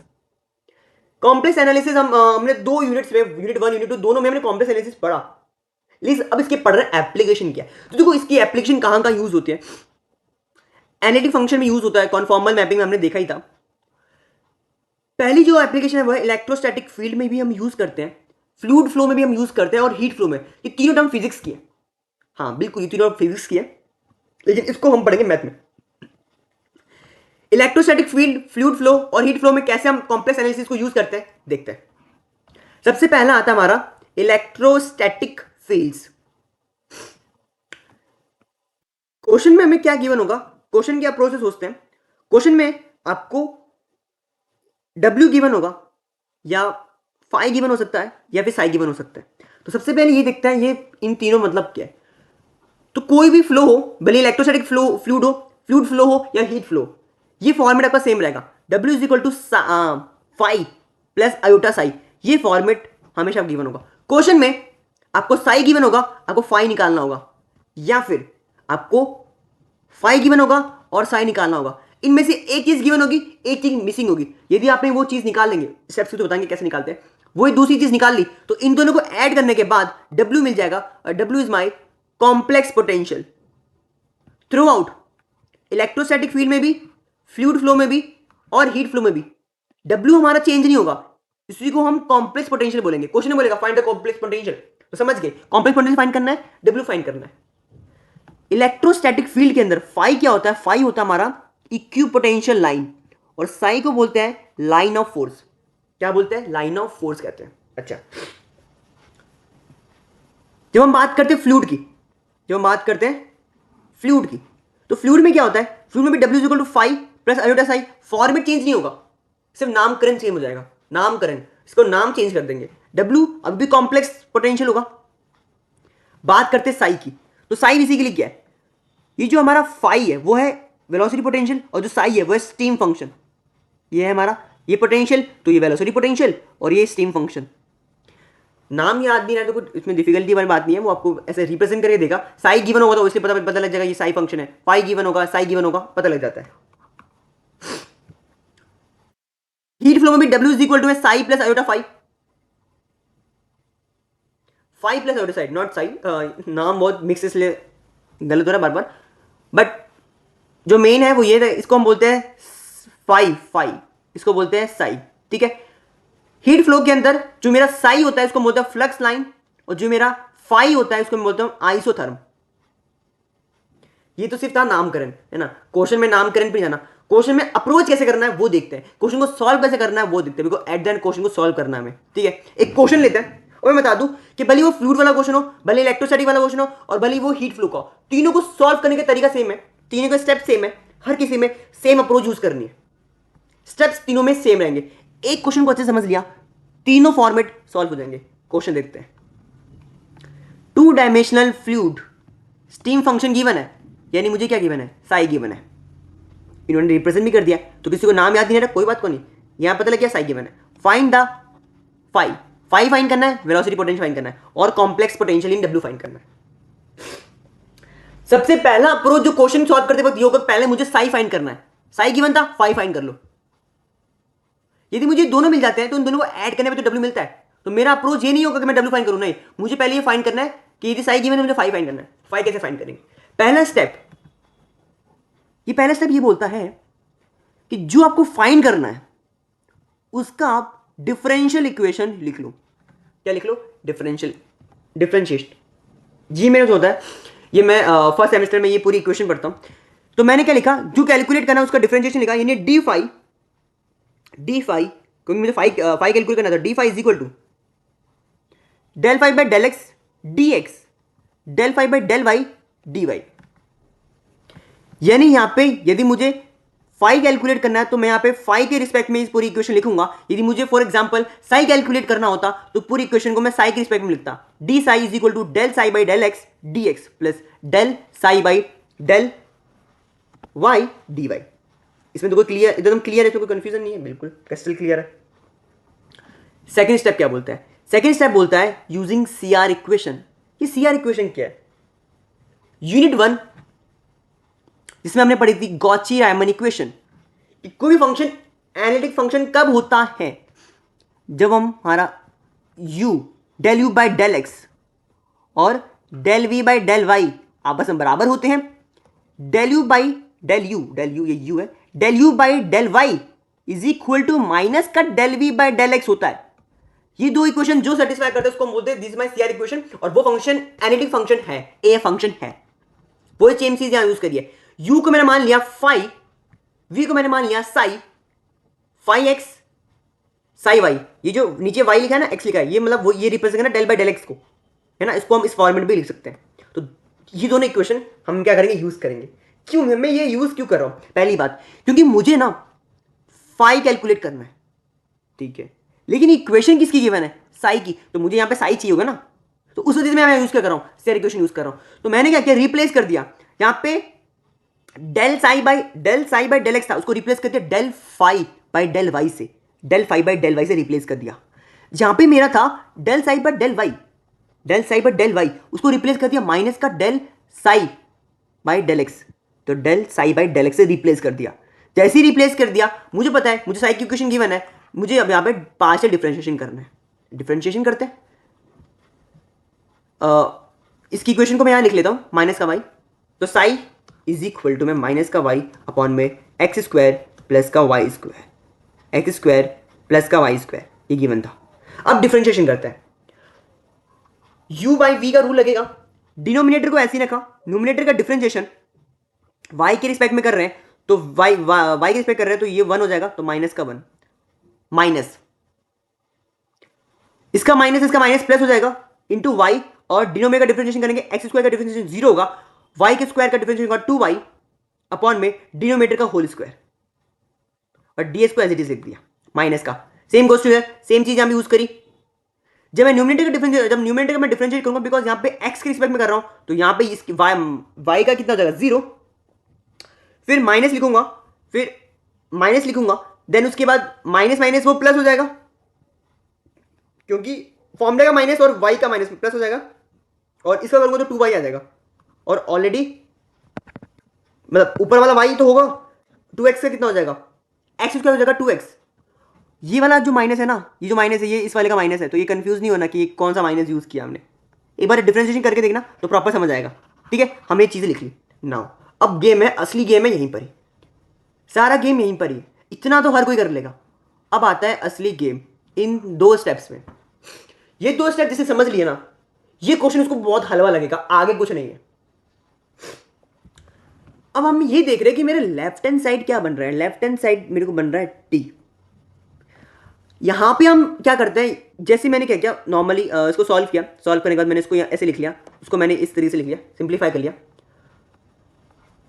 अब क्या करना है, अब सबसे पहले मुझे यहां पे क्रिएट करना है डिफरेंशिएशन।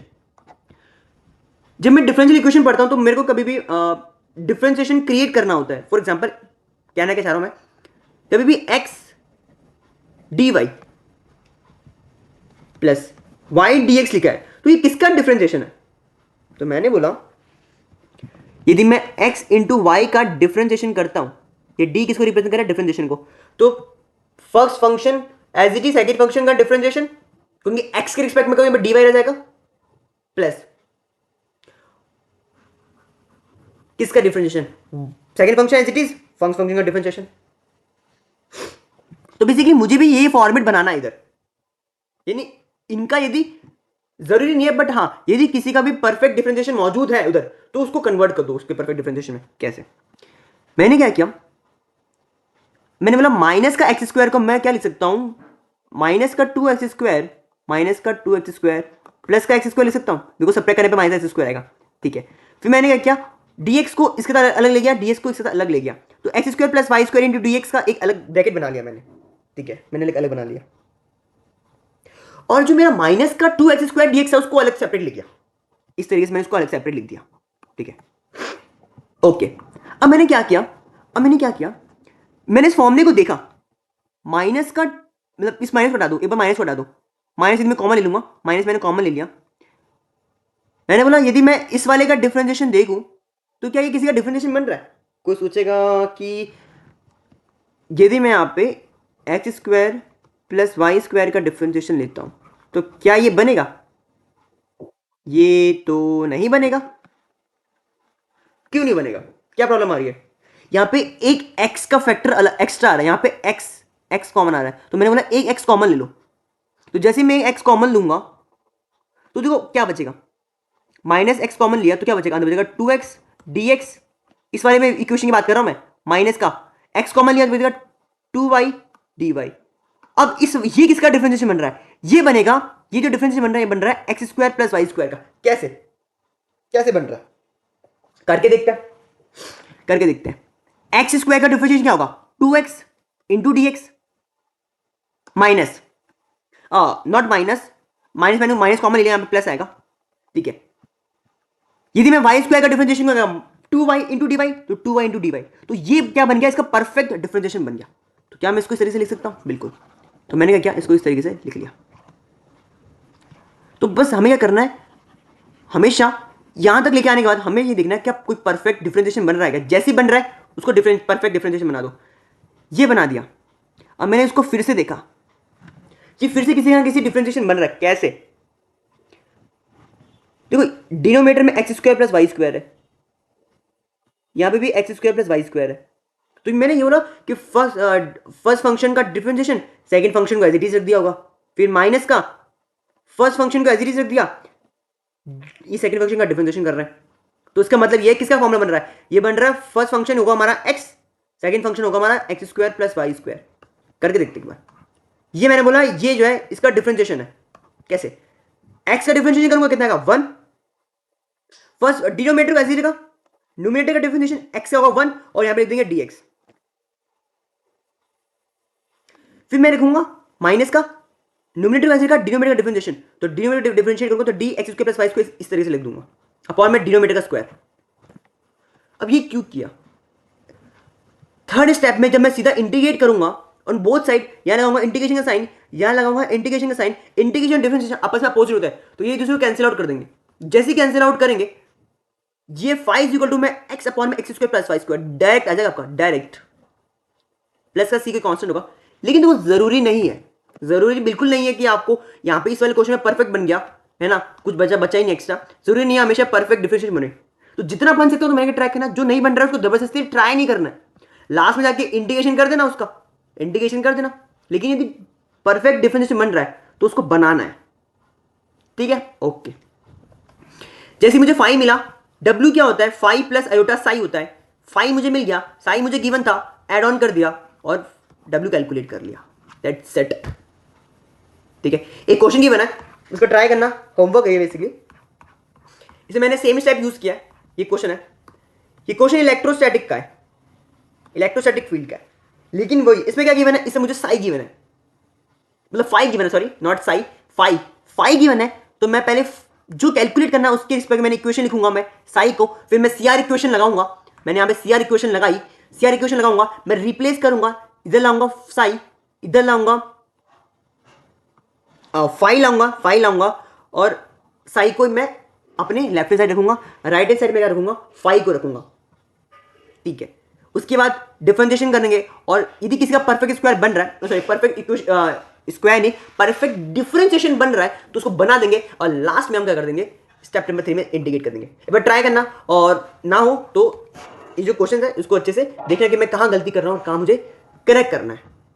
ठीक है, तो that's it for the day. Complete करते हैं आज का लेक्चर, पूरा हमने कंप्लीट कर लिया है बेसिकली। ठीक है, और थैंक यू फॉर वॉचिंग, और पढ़ते रहो, मचाते रहो, और अपने फ्रेंड्स के साथ बीटेक वर्दी शेयर करते रहो। सो कंप्लीट करते हैं इसका लेक्चर।